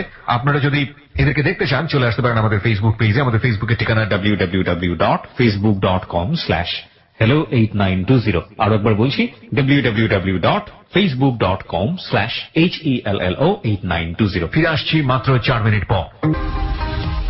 4 minute পর আরো একবার ওয়েলকাম করছি প্রিয় শ্রোতা। আপনারা সবাই শুনছেন close up presence hello 8920 ABC radio FM 89.2 এ। আমি আরজি কিবরিয়া রয়েছে আপনার সঙ্গে এবং আজকে এখানে রুদ্র ও মেঘলা রয়েছে তাদের জীবনের গল্প নিয়ে। মেঘলার কাছে আমি আবারও ফিরছি। যারা স্টোরি বলতে চান তাদের মতো আপনারা আমাদের সঙ্গে যোগাযোগ করবেন। আমাদের ফোন নাম্বারটি হচ্ছে 09613892 আমি আবারও বলছি 09613892। হ্যাঁ মেঘলা, তারপরে কি হলো? এটাই রিসেন্টলি বছরের রোজার ঈদের কথা। তখন ওর মা মানে জেনে যায় ও আমার বাসা থেকে একটা প্রেশার ক্রিয়েট করতেছে, ওর ফ্যামিলিতে জানাইতে বল। ওর সিচুয়েশন গুলো আমি বুঝতেছি, কেন জানাইতে পারতেছে না, কেন কি করতেছে না। আবার ওইখান থেকে ওর প্রেশার ক্রিয়েট করতেছে, তুমি ঢাকায় যেতেছো, তুমি মেঘলার সাথে দেখা করতে কেন যেতেছো। তার কিছুদিন পরে, সপ্তাহখানিক পরে, এর মধ্যে রোজার মধ্যে মানে একটা ছেলের সাথে আমার ফেসবুকে কথা হয়। মানে ফেসবুকে কন্ট্যাক্ট করে সে আমাকে পরিচয় দেয়, সে রুদ্র ফ্রেন্ড। ওকে আমি নর্মালি তার কাছে জিনিসগুলা মেটার গুলা শেয়ার করি। তো তার কাছে আমি এটাও শেয়ার করে ফেলছি আমি বিয়ে করে ফেলছি। দেন সে আমাকে মানে এরকম কমেন্ট বল, তুমি তাকে কি বিয়ে করে ফেলছো। মানে সে এমন যে বিলিভ করতেছে না জিনিসটা, বিয়ে করে ফেলছো তোমার জিনিসগুলো তো কখনো মাইনে নিবে না, ওর জন্য তো মেয়ে দেখা হইতেছে। একটা পর্যায়ে তার কিছুদিন পরে মানে এটা রোজার ঈদের পরে, ও আমার বাসা থেকে আইসা যাওয়ার পরে মানে তার সাথে আমার কন্ট্যাক্ট হইতেছে আগে থেকে, রোজার সময় থেকে তার সাথে আমার কন্ট্যাক্ট হয়েছে। রেগুলার সে আমাকে ছবি পাঠাতেছে, ওর সাথে ছবি তুলছে রুদ্রর সাথে, সে ছবিগুলো পাঠাতেছে, সেন্ড করতেছে। রোজার ঈদে আমার বাসা থেকে আসা যাওয়ার পরে সে আমাকে একটু বেশি নক করতেছে, রুদ্রর সাথে আমার কথা হয় কিনা বা কথা হয়েছে, কখন হয়েছে, কি হয়েছে। তো আমার কেন জানি মানে আমি জানি না কেন হঠাৎ করে সপ্তাহখানিক ঘুরে আসে নাই। আমার কেন জানি বললাম আমি নোয়াখালীতে চলে যাবো, আমি ওরে নিয়ে আসবে। এখন আমি জানি না মনের টান না কি, আমি সবসময় আমার মানে বলতে হবে এই কথাটা যে ও কখনো বিপদ বা কখনো কিছু হলো না, আমি এটা বুঝে ফেলতাম, আমার মন থেকে জিনিসগুলো আমি বুঝে ফেলতাম। এটা একেবারে মানে অবাক কাণ্ড, আপনারা বললে বিশ্বাস করবেন কিনা। আমি কখন কি করি সে সঠিকটা বলে দিবে। ইভেন আমি এক্স্যাক্টলি কোথায় আছি, কি করতেছি সেটাও সে বলে দিবে। কিভাবে বলে সে আমি জানি না। ওকে, দ্যাটস রিয়েলি গুড, ফাইন, ঠিক আছে, অন্তরের মিল থাকলে এগুলো হয়। হ্যাঁ বলুন তারপর। তো একটা পর্যায়ে আমার মন না কেন বলতেছে যে ওর কিছু একটা হবে। আমি সপ্তাহখানিক ঘুরে যাওয়ার পর আমি আবার নগরতে চলে যাই। নর্মালি রাগারাগি করে, তুমি থাকো, তুমি তোমার মধ্যে আসছো। আমি রাগ করে, বৃষ্টি হইতেছে অনেক, কিভাবে আসবো, কাদা পাড়া হয়ে গেছে, গ্রামের রাস্তা, বাইক না আসা যাবে না, ঘুরো তুমি। এই কিছুক্ষণ পর ফোন দিতেছে, টেনশন করতেছে কিন্তু আসতেছে না।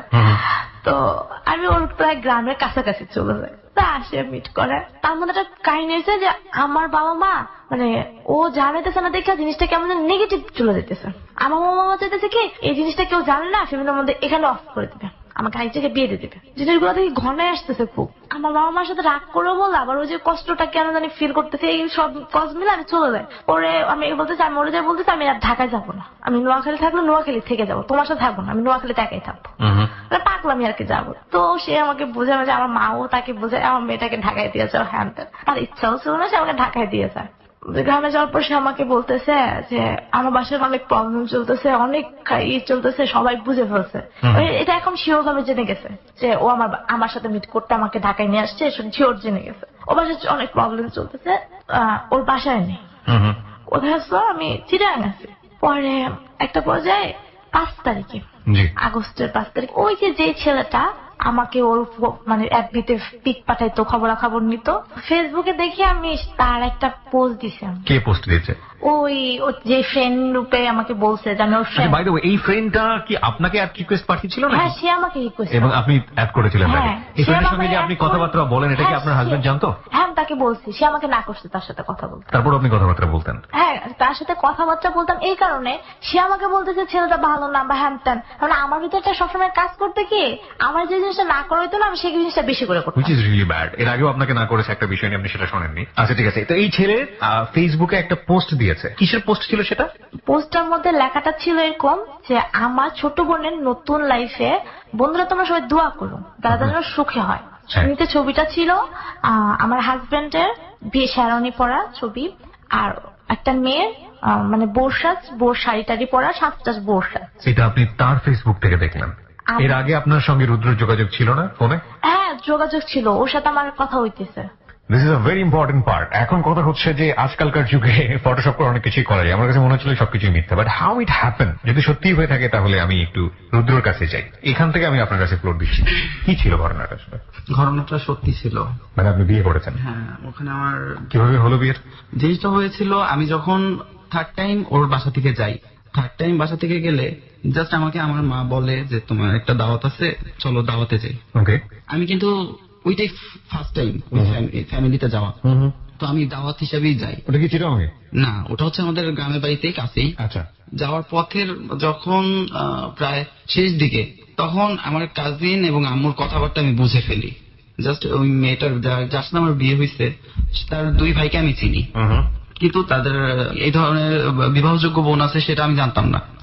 তো তখন তাদের কথাবার্তা বুঝতে পারলাম যে আসলে তারা ওই মেয়েটাকে দেখতে যাচ্ছে। তখন আমি এক প্রকারের রাগারাগি করি আম্মুর সাথে, কিন্তু সেটা মানে অত হার্ডলি করি না, কারণ ওখানে অনেক আত্মীয় স্বজন থাকে আমার। তো আমি মাকে জাস্ট এতটুকু বলি যে এই জিনিসটা তোমার ঠিক হয় নাই, তুমি যে এইভাবে আমাকে নিয়ে আসছো, তুমি আমার একবার হলেও জানাইতে পারতাম। মা কি বলতেছিল ওই মুহূর্তে আপনাকে? মা বলতেছিল যে আমি কি পাগল, আমি তোরে নিয়ে আসছি মানে তো এই না যে তোমার আমি একেবারে দিয়ে যাচ্ছি, এই করতেছি সেই করতেছি, তুই যেভাবে রিয়েক্ট করতেছিস এই ধরনের তো কোনো কিছু না। ওকে, তারপর আমি বলি আচ্ছা ওকে চলো, মানে আমরা একেবারে বাসার সামনে। ওকে, যান। তারপর তো বাসায় ঢোকার পর ওকে দেখার পর সবাই খুশি হলো দেখে, ও বললো যে হ্যাঁ আমাদের পছন্দ হয়েছে। তো আমি বললাম যে পছন্দ হয়েছে, কিন্তু এটা তো সময়ের ব্যাপার। কিন্তু তারা সেই কথা শুনেনি, তারা এঙ্গেজমেন্টের আংটি নিয়ে আসে।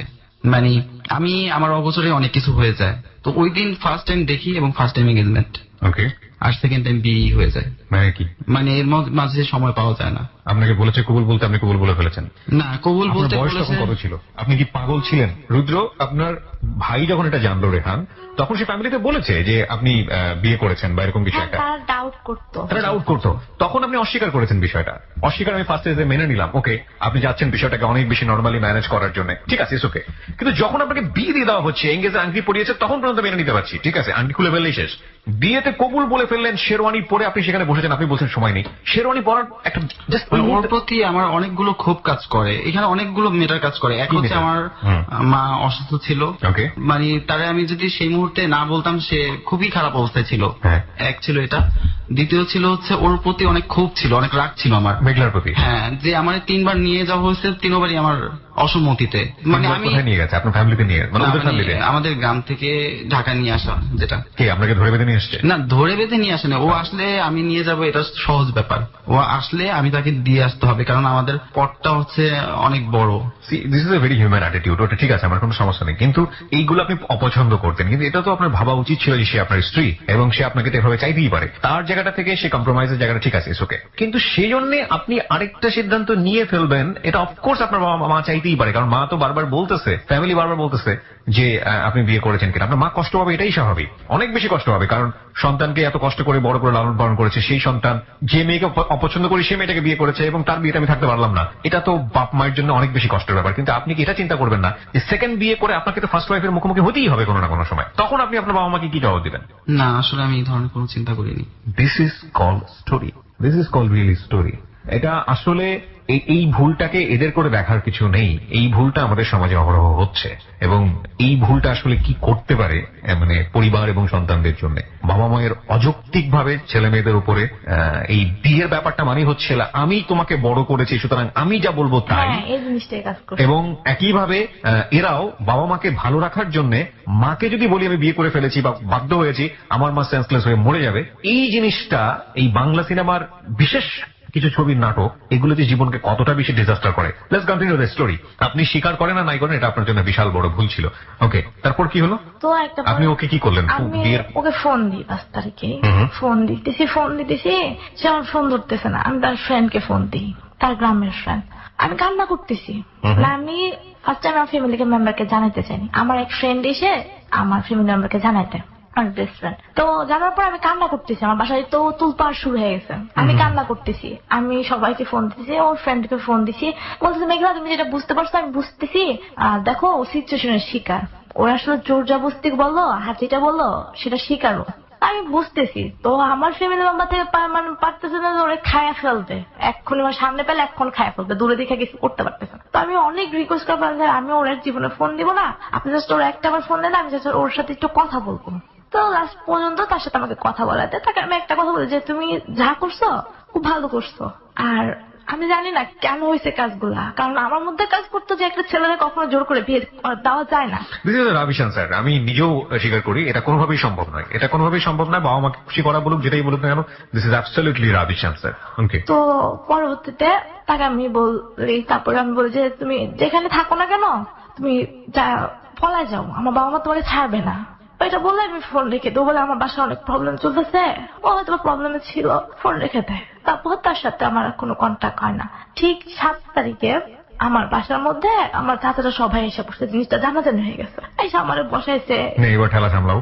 তো আমার বলতেছে এখন কি করবা, এর মধ্যে ওর কন্ট্যাক্ট নাম্বার গুলো অফ করে ফেলছে, ওর সাথে আমার যোগাযোগ হইতেছে না। তো আমার মনে একটা পর্যায়ে আমার বিশ্বাসটা কাজ করতেছে যে আমার এত লাভ করতো, তার সাথে আমার 3 তারিখও কথা হলো, এমন কথা হলো যে সে আমাকে বলতেছে যে মেঘলাম তোমাকে লাইফে কিচ্ছু দিতে পারি নাই, সে কান্না করতেছে, মানে বরাবর কান্না করে যেতেছে, কান্না করে বলতেছে মেঘলাম তোমার লাইফে কিছু দিতে পারি নাই, তোমার আমি বোর মর্যাদা দিতে পারতেছি না, হ্যান না তেন না, তুমি অনেক ভালোভাবে পড়ালেখা করো, তোমার লাইফ অনেক বড় হতে হবে।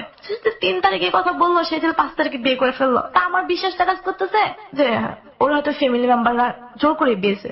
ও আমাকে লাস্ট কথায় বলছে যে আমি তোমার কাছে ফিরে আসবো ওই বিয়ের দিন 5 তারিখে। তো আমার ফ্যামিলি মেম্বারের সাথে আমি বরাবর মানে ঝগড়া যুদ্ধ যেটাই বলে সেটা করে আমি বাসা থেকে বের হয়ে যাই।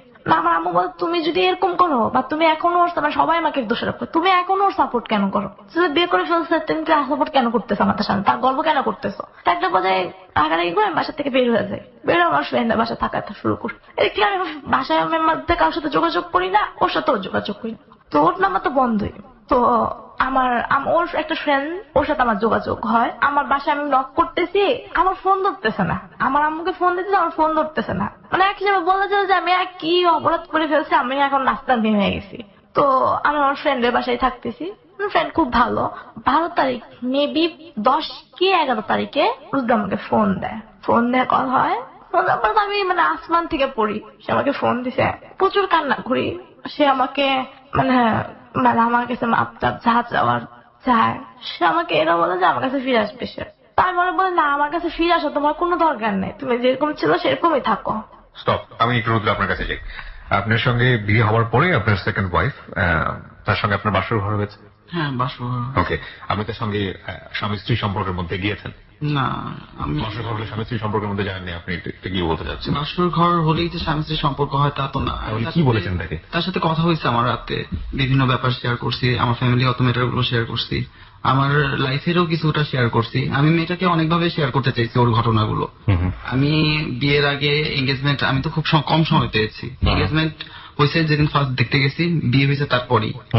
আমি এঙ্গেজমেন্টের পরে বিভিন্ন ভাবে ওর ছোট ভাই, তারপর ওর বড় ভাই, এদের কাছে আমি মোটামুটি শেরওয়ানি পরে আপনি মেয়েটার পাশে বসেছেন, মেয়েটা বউ সেজে আপনার পাশে বসেছে। এই যে অবস্থায় আপনারা থাকলেন, তখনও তো মেয়েটা জানেন আলটিমেটলি যে এই সিচুয়েশনটা কি, এবং আমি যত জানি আপনাদের স্টোরি স্টিল মেয়েটা জানেন আপনাদের স্টোরি, রাইট? না জানে এখন না, জানে।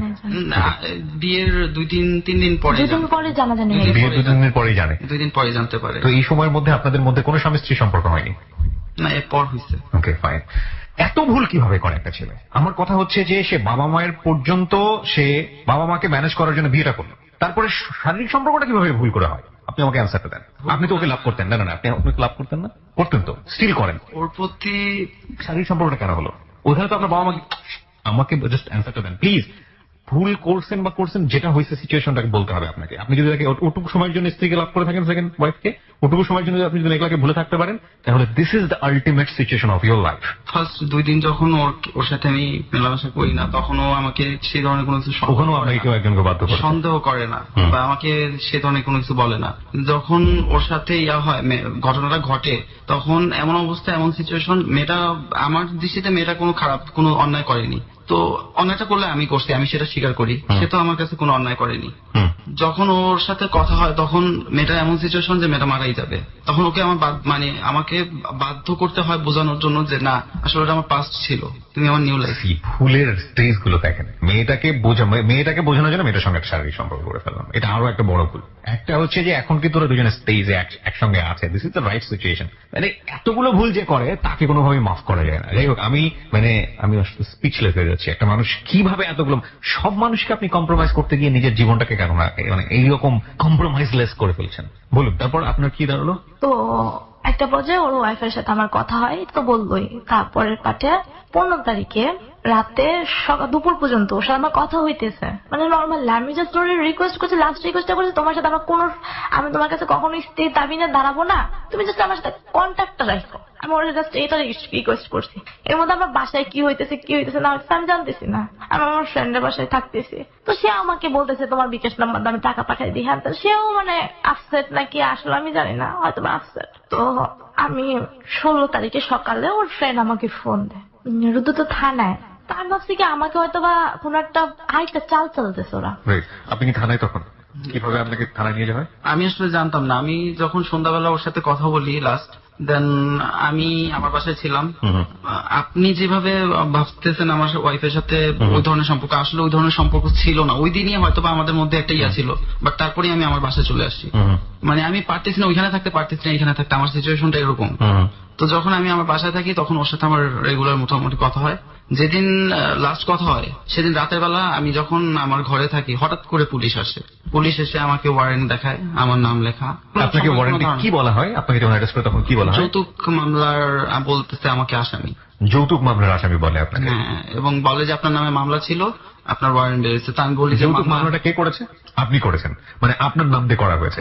বাট আপনি জানলেন, আপনি তখনও জানেন না যে ওকে অ্যারেস্ট করা হয়েছে। মামলাটা কে করেছে? মামলাটা করেছে আমার আব্বু আম্মু। মামলাটা করেছে আপনার আব্বু আম্মু, এবং আপনাকে না জানিয়ে করেছে। তখন আপনি আপনার ফ্রেন্ডের বাসাতে ছিলেন? হ্যাঁ, আমি আমার ফ্রেন্ডের বাসায়। আপনি এসে জানতে পারলেন যে ওকে অ্যারেস্ট করা হয়েছে? না, এসে না, আমি আমার ফ্রেন্ডের বাসায়। ওই অবস্থায় জানতে পারলেন? ওর ফ্রেন্ড, রুদ্র ফ্রেন্ডই আমাকে ফোন দেয়, বলছে রুদ্র থানায়। ওকে, তারপর আপনি কি করলেন? পরে যখন বুঝলাম যে জিনিসটা হয়তো বা সত্য, আমি বাসায় চলে আসি। বাসায় আসার পরে পরবর্তীতে আম্মুকে জিজ্ঞেস করলাম, হ্যাঁ মামলা হয়ে গেছে। কিভাবে মামলা করলো? আমাকে ছাড়া। আমার ধারণা আমি আমার ফ্রেন্ডের বাসায় চলে গেছি এই কারণে যে আমাকে ছাড়া মামলা হবে না।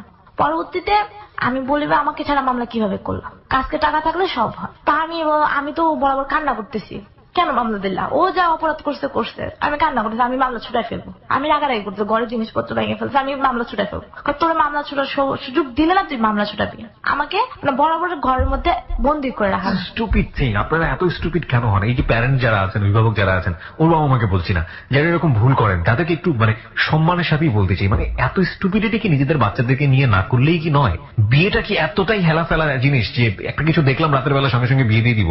আর মামলাটাও কি এত বড় একটা জিনিস জিনিস যে এরকম কিছু করেছে, ফেস টু ফেস মিট না করে, প্যারেন্টসরা মিট না করে মামলা দিয়ে দিব। ইভেন ওর বাবা মাকেও যদি বলি, ছেলে কি চাচ্ছে সেটাকে প্রাধান্য দিয়ে দিয়ে মানে জোর করে আরেকজনের সাথে বিয়ে দিলেই সংসার সুখী হয়ে যাবে। নিজের সন্তান বড় করেছি বলে যাচ্ছে তাই করবো তাদেরকে নিয়ে।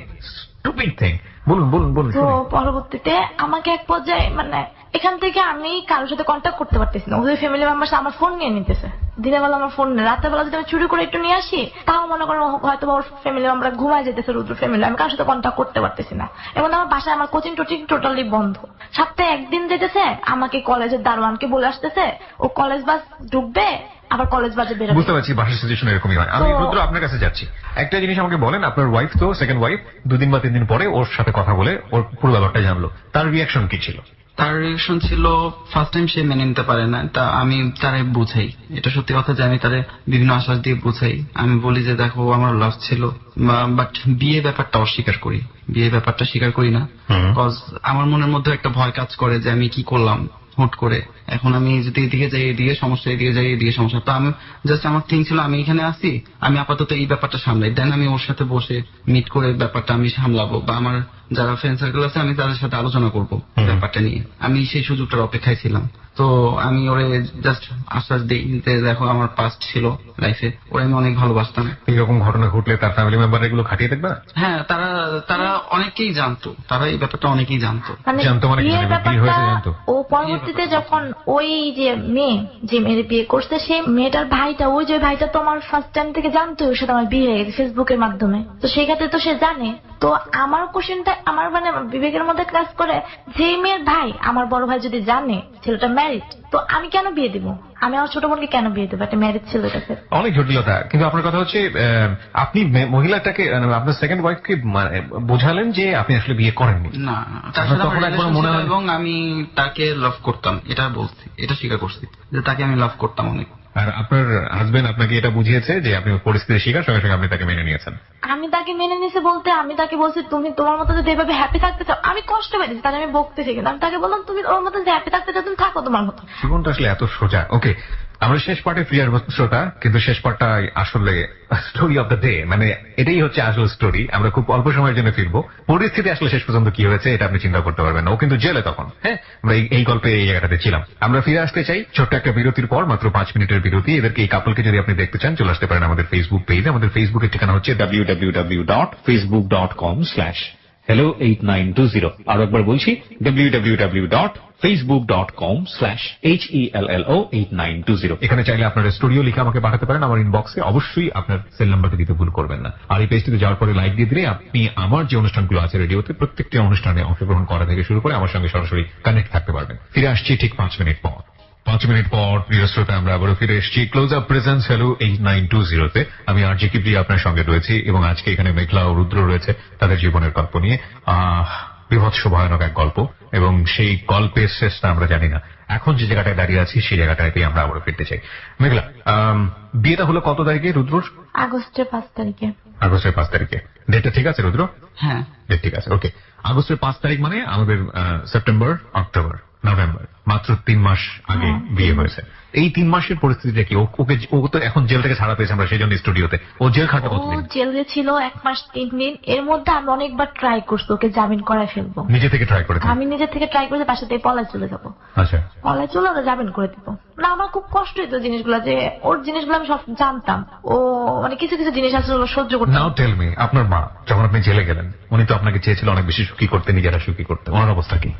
আমার মায়ের শারীরিক অবস্থা খুব খারাপ ছিল, স্ট্রোক করছিল একবার। তো আপনি এটা জানতেন না যে দুটো বিয়ে করলে আপনার জেল হতে পারে, তখন আপনার মা স্ট্রোক করতে পারে? আসলে ওদের সাথে আমার সে ধরনের কোনো কমিটমেন্ট ছিল না। তারা আমার বরাবরই বিভিন্ন ধরনের আশ্বাস দিয়ে আসছিল, ওর মা এবং ও। মেঘলার মা এবং শেষ শুরু ফ্লোর দেন। ওর প্রতি আমার টোটালি কনফিডেন্স ছিল যে আমি কোন একটা অন্যায় করলে বা কোন একটা ভুল করলেও সেটা যে ভুল হইতেছে বা সেটা যে কি কারণে হচ্ছে সেটা ও বুঝতে পারবে। আমার ধারণা ছিল এরকম।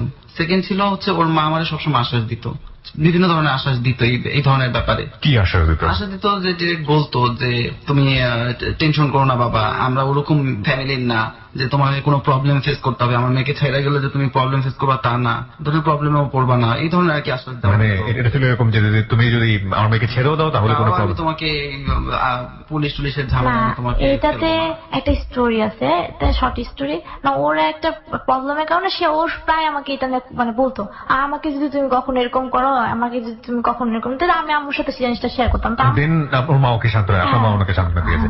সো দ্যাটস ওয়াই আপনি চিন্তাই করেননি যে আপনার আম্মু সবসময় বলতো না যে তুমি ওকে ছেড়ে চলে গেলে আমরা এগুলো করবো না। ও বলতো আমরা সেরকম ফ্যামিলির মেয়ে না। সবাই বলে আমরা কিন্তু আলটিমেটলি শেষ পর্যন্ত তাই হয়। যাই হোক, তো আপনি ছাড়ানোর চেষ্টা করতেন। হ্যাঁ ছাড়ানোর চেষ্টা করতাম। তো আমি যেভাবে পারতাম ওদের মানে প্রতিটা দিন আমি ওদের কারো না কারোর সাথে কন্ট্যাক্ট করতাম। রুদ্রকে দেখতে গেছো রাতের বেলা, দিনের বেলা আমি পারতাম না। আমাকে কোর্টে নিয়ে যে যাওয়া হইতো, সিএনজির মধ্যে এক পাশে আমার আব্বু, এক পাশে আমার আঙ্কেল, মাঝখানে আমাকে বসায় নিয়ে দিত। ওদের কারণে আমি বেগে চলে যাবো।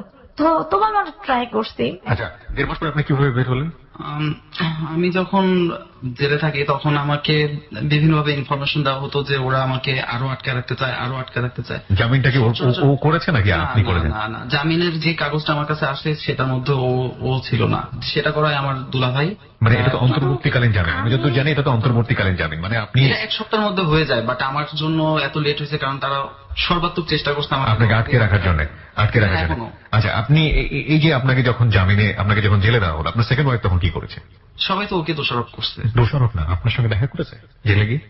আমি মানা করে দিয়ে আপনি মানা করে দিয়েছেন। তারপরে ওই পরিবার থেকে আপনার মার সঙ্গে কি ব্যবহার করা হয়েছে? সেকেন্ড ওয়াইফের পরিবার থেকে? না কোনো হেল্প করে না, কেন তারা করেনি? হেল্প করছে। দেন আমি বলতে দিতেছি এই কারণে যে আমার কাছে ক্লিয়ার হবো, তো জেলে ছিল। তো আমার ওর ফ্যামিলি মেম্বার সবার সাথে আমি কন্ট্যাক্ট করতেছি, মানে কম বেশি ওর মানে ফ্যামিলির মধ্যে কাজিন, ছোট ভাই রেহান, ওদের সাথে সবার সাথে কন্ট্যাক্ট হইতেছে।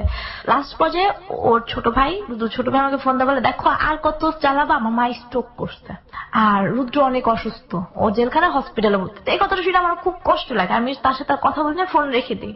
পরের দিন ওর মানে লাস্ট যেদিন জামিন হয়েছে তার আগের দিন, তো আমার মধ্যে একটা জিনিস কাজ করে যে সবারই তো মা আছে। এখন আমার মধ্যে কাজ করে যে ওর মা যদি আল্লাহ না করুক যদি স্ট্রোক করে মারা যায়, তখন তো একটা আশ্বাস থাকে যে কার ভুলের জন্য মারা যাবে? ভুলের জন্য, ভুলের জন্য ওর অবশ্যই রুদ্র ভুলের জন্য মারা যাবে। কিন্তু আমার ভিতরে কাজ করতেছে যদি মারা যায় তাহলে তো একটা থাকবে যে তার ছেলেকে সে দেখে না দেখে মারা গেল। আমাকে সারা মামা বুঝতে পেরেছে, আমাকে সারা জীবন হয়তো বা একটা কি শুধু সেন্টিমেন্ট, চারপাশে শুধু সেন্টিমেন্ট আর ইমোশন, বাট লজিকের ধারে পাশে কেউ নেই। আপনি কিছু বলতে চাচ্ছিলেন রুদ্র, বলেন। মানে জামিনের ব্যাপারে যে কথাগুলো ও বলতেছে আমি আসলে সেভাবে শুনি নেই। আমার জামিনটা নেওয়া হয় হচ্ছে বার সভাপতির মাধ্যমে। সভাপতির মাধ্যমে। সভাপতির মাধ্যমে। বাই দ্য ওয়ে, আমি শুধু একটা জিনিস ক্লিয়ার হতে চেয়েছিলাম, আমি ক্লিয়ার রাইট নাও যে আপনি যেটা জানেন যে আপনার জামিনটা আপনার ফ্যামিলি মেম্বাররা করেছে, আর ও যেটা বলতে চাচ্ছে সামহাউ ও কোনো না কোনো ভাবে আমি হেল্প করছি বলতে ও বলতেছে বার সভাপতি করেছে, কিন্তু আমাদের লয়ার টয়ার কেউ জানে না, জাস্ট খালি মাঠে একটা গোল দিছে। আপনার অন্তর্বর্তীকালীন জামিন আছে, রাইট? হ্যাঁ, আপনি এখন পর্যন্ত আপনার জায়গা থেকে মামলা ডিসমিস করেননি। আপনি এত ভালোবাসা দেখাচ্ছেন, এখন পর্যন্ত মামলা ডিসমিস করেননি কেন? আমরা ডিসমিস করে ফেলছি তো। আজকে আপনি মামলা ডিসমিস করেছেন, পরিবারের সম্মতিতে মামলা ডিসমিস করেছেন? না পরিবারের সম্মতি নিয়ে করেননি। না, কারণ আমার আপনার পরিবার এটা জানে যে আপনি মামলা ডিসমিস করে এখানে এসেছেন? হ্যাঁ এটার জন্য আজকে অনেক প্রবলেম হয়েছে। আজকে মামলাটা ডিসমিস হয়েছে। ডিসমিস বলতে মানে সবাই জেনে গেছে যে আমি ডিসমিস করার জন্য আমি কোর্টে বলেও ফেলছি আমি মামলা প্রত্যাহার করে ফেলবো। ওর এখন স্থায়ী জামিন হয়ে গেছে। স্থায়ী জামিন হয়ে গেছে, এটা কি সত্য রুদ্র? হ্যাঁ, এখন স্থায়ী জামিনে আছেন। আপনার সেকেন্ড ওয়াইফ স্টিল আপনার সঙ্গে আছে? হ্যাঁ। আছে আপনার সঙ্গে। সে কি চাচ্ছে? এই ঘটনাটা আজকে ঘটছে, তারপর থেকে আমি এখন পর্যন্ত তার সাথে যোগাযোগ করেননি? আপনার এই যে বের হওয়া অন্তর্বর্তীকালীন জামিনের সময়টাতে, এই সময়টাতে আপনার ওয়াইফের সঙ্গে আপনার যোগাযোগ ছিল, সেকেন্ড ওয়াইফের সঙ্গে? সে কি চাইতো? সে সবসময় চাইতো যে বিভিন্নভাবে বোঝাতো, মানে আলটিমেটলি কি সে সংসার করতে যাচ্ছে আপনার সঙ্গে সংসার করতে চাচ্ছে। অ্যাজ এ সেকেন্ড ওয়াইফ হিসেবে, নাকি ওকে ডিভোর্স দিতে বলছে?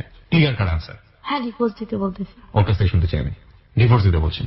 বলেন, আপনি বলেন। ডিভোর্স দিতে বলছে? Divorce- ওকে, ডিভোর্স দিতে বলছে। ডিভোর্স দিতে বলছে, এই অবস্থায় ও এখনো কিছু করেনি, আপনি ওকে জামিন করে নিয়ে আসলেন, কেন করলেন? ডিপোজ দিতে বলতেছে। আমি ফার্স্টে বুঝতে পারতেছিলাম যে ওর ফ্যামিলি মেম্বাররা আমাকে ডিপোজ দিয়ে দেবে, আর এখন আমার সিচুয়েশন এরকম আছে আমার বাবা মা ওর কাছে দিবে না, বা ডিপোজ হয়ে যাক বা ওকে শাস্তি দিবে, ওকে আরো কয়েকটা মামলা আপনি ওকে পার্মানেন্টলি জামিনে কেন মুক্তি দিলেন?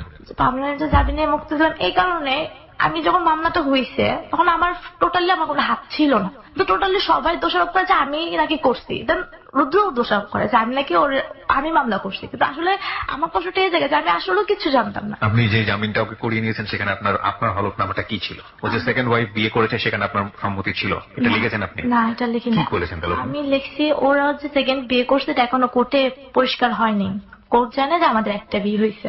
আচ্ছা, দেন মানে সত্যি কথা বলতে কি আমি চাই ও মানে এই মামলা টামলা করে কোনো মানে পজিটিভ দিকে যেতেছে না। দেন আমার লাইফ মানে আমার এক্সাম চলে গেছে, আমাকে এক্সাম দিতে দেওয়া হয় না এই মামলার কারণে, আমার পড়ালেখাও চলছে, আমার কষ্টও পাইতেছে, আমার লাইফটাও নষ্ট হয়ে যেতেছে। তো সব মিলে আবার আমি সবচেয়ে বড় জিনিসটা আমি চাইতেছিলাম না যে আমাদের ডিভোর্সটা হোক, সে তার মতন হ্যাপি থাকতে চায় থাকুক। তো আমি সেই ডিসিশনটা নিয়ে আমি এই মামলাটা উঠাইতে চাইছি, ওর সম্মতি নিয়ে দুজন মিলে যে লয়ার ধরে আমাদের কমিটমেন্ট ছিল যেরকম যে আমরা সংসার করব, আমাদের হাজবেন্ড ওয়াইফের মধ্যে ভুল বুঝাবুঝি হয়েছে, আমরা এখন আমাদের সমাধান হয়ে গেছে, দেন আমরা সংসার করব।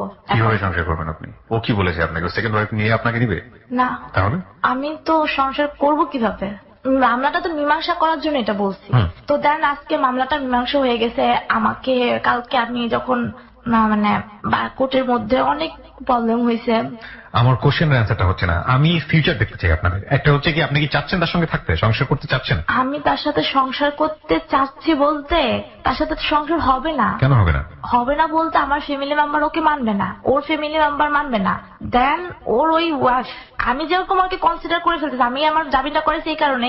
ওয়াই পিপল আর টু ফুল। আমার কোশ্চেনের অ্যান্সারটা আপনারা দেন। আপনি সংসার করতে চাচ্ছেন কি চাচ্ছেন না? ফ্যামিলির কথাই তো আপনারা সারা জীবন শুনে গেলেন। দ্যাটস ওয়াই আপনাদের লাইফের জীবনটা আমি এরকম। সংসার করতে অবশ্যই চাইতেছি, কিন্তু আমি সংসার করতে চাই। কিভাবে চাচ্ছেন আপনি? সেকেন্ড ওয়াইফ সহ চাচ্ছেন না সেকেন্ড ওয়াইফ ছাড়া চাচ্ছেন? হ্যাঁ, আমাকে যদি সে বলে যে আমি সেকেন্ড ওয়াইফ সহকারে সংসার করবো, আমি রাজি। আপনি রাজি সেকেন্ড ওয়াইফ হ্যাঁ, সহকারে কিন্তু সে সংসার বলবে করেন? না কখনো, সে বলবে না, সেটা কখনো হবে আচ্ছা, না। আপনার সেকেন্ড ওয়াইফ চাচ্ছে ওকে আপনি ডিভোর্স দিয়ে দেন, ঠিক আছে?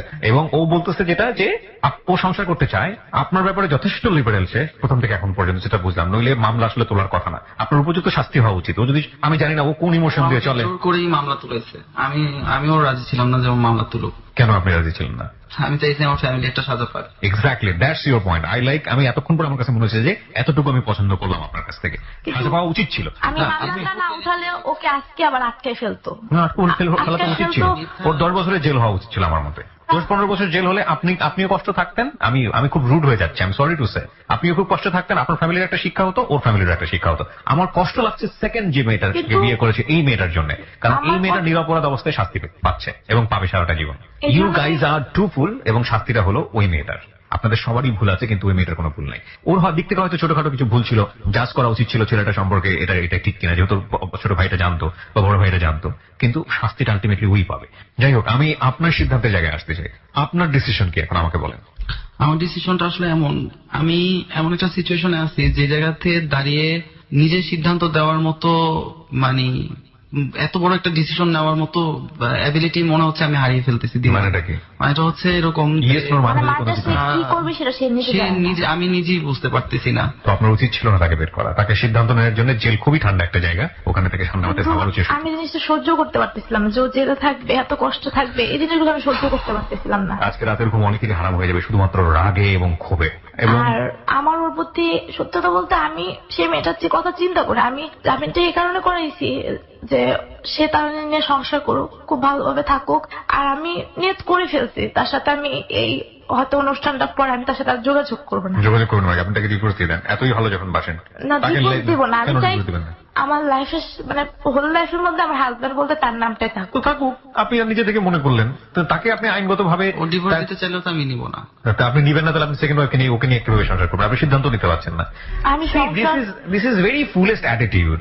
মানে এই ইমোশন দিয়ে জীবন চলে না। মানে আপনাকে এতটাই বেশি ভালোবাসে যে মার সামনে মাকে অপমান করতে পারবে না বলে সেকেন্ড বিয়ে করে ফেললো, আবার জেলও খেটে ফেললো, মা দুবার স্ট্রোকও করলো, বের হয়ে আসার পরে এখন আপনাকে ডিভোর্স দিতে পারবে না, আপনিও ডিভোর্স দিতে পারবেন না, আবার সেকেন্ড ওয়াইফও ছাড়তে পারবেন না। See, this is a rubbish thing I ever. মানে আমি হ্যালোইড নাইট ডুজেরিতে এত পচা জীবনের গল্প শুনি নাই কখনো। আমি রেগে যাচ্ছি বিকজ মানুষ এতটা ক্রেজি হয় কিভাবে? Why you people too crazy? আপনারা বিলিভ মি, আমি একটা ডিড লিখে দিতে পারি আজকে, একটা সার্টেন পিরিয়ড পরে দুজনের চেহারা দেখবেন না, আপনারা দুজনকে এত বেশি হেট করবেন বিকজ ইউ গাইজ মানে আপনারা অনেক ফুল এবং সোশ্যাল রিয়েলিটি এখনো ফেস করেন এবং খুব শীঘ্রই ফেস করবেন। অনেক বেশি ক্রেজি হয়ে যাবেন দুজনের প্রতি। এটা কি আমরা লাভ বলবো? এটা কি লাভ? দুজন মানুষকে এতটা ভালোবাসি, এতটা বেশি ডিজাস্টার ফেস করতেছি, এবং তারপর দুজন মানুষকে কষ্ট দিচ্ছি আমাদের নিজেদের অ্যাটিটিউডে। আপনি আপনার অ্যাটিটিউডে কষ্ট দিচ্ছেন, ও ওর অ্যাটিটিউডে কষ্ট দিচ্ছেন। What is this? আমার জায়গা থেকে আমার কষ্ট দিই না, কষ্ট অবশ্যই দিয়েছেন। আপনি আপনার মাকে কেন কন্ট্রোল করতে পারেননি? আপনি বিয়ে কেন করলেন? ওই সময়টা যখন ওকে বিয়ে দেওয়া হলো, ও তো ওর ফেসটা তো আপনি বুঝতে পারতেন, ওর সিচুয়েশনটা আপনি বুঝতে পারতেন। কেন আপনি বিয়ে করলেন বলেন? আমি তো আমার মাকে অস্বীকার করছি যে আমি বিয়ে করি নাই। দেন ও আপনার মা যখন বিয়েটা দিচ্ছিল কাজে এনে, আপনি তখন কেন স্বীকার করলেন? তখন সে বলে ফেলছে আমরা একবার বিয়ে করে ফেলছি। So what? আপনি বলতেন আমরা ভুল করছি, আমরা মিথ্যা কথা বলছি, কেন করবেন? সেটা বিয়েতে তখন তো যদি ছেলে আমি খেলা সেটা না। বলতাম তখন সে তো ছোট হয়ে যেত। ছোট হতে কি হতে, এখন কি বড় হয়ে গেছে? এখন কত বড় হয়েছে আমাকে বলেন। জেল খাটার পরে আপনার হাজবেন্ড ওইটাই তো সবচেয়ে বড় ভুল ওইটাই ছিল। বড়, এখনো করছেন এই ভুলটা, এখনো করছেন, আপনিও করছেন, আপনিও করছেন, দুজনেই করছেন, দুজনেই ভুল করছেন। সো আপনারা জানেন আসলে সিদ্ধান্ত কি হওয়া উচিত। আর কারো কিছু বলার আছে? আপনার আছে কি বলার আছে? আমার সিদ্ধান্ত হলো সে এখন তার সেকেন্ড ওয়াইফ নিয়ে খুব ভালোভাবে সংসার করুক, আর আমি আমার মতনই থাকবো। হয়তো বা আমার একটা সিচুয়েশন এসে গেছে যে আমার ফ্যামিলি মেম্বার আমাকে অ্যাকসেপ্ট করবে না। আমার মানে আজকে আমার কোর্টে যে বিয়ে বা যে এত করতে হয়েছে, যে কষ্ট করতে হয়েছে ওকে জামিন করার জন্য, তারপর থেকে হয়তো আমাকে হয়তো তেজ করানো যেটা বলে সেটাই করবে। তো আমি হয়তো বা কোথাও ধরে চলে যে একা একা সংসার করবো, একা একা থাকবো, একা একা পড়ালেখা করবো, সবকিছু একা একা করবো।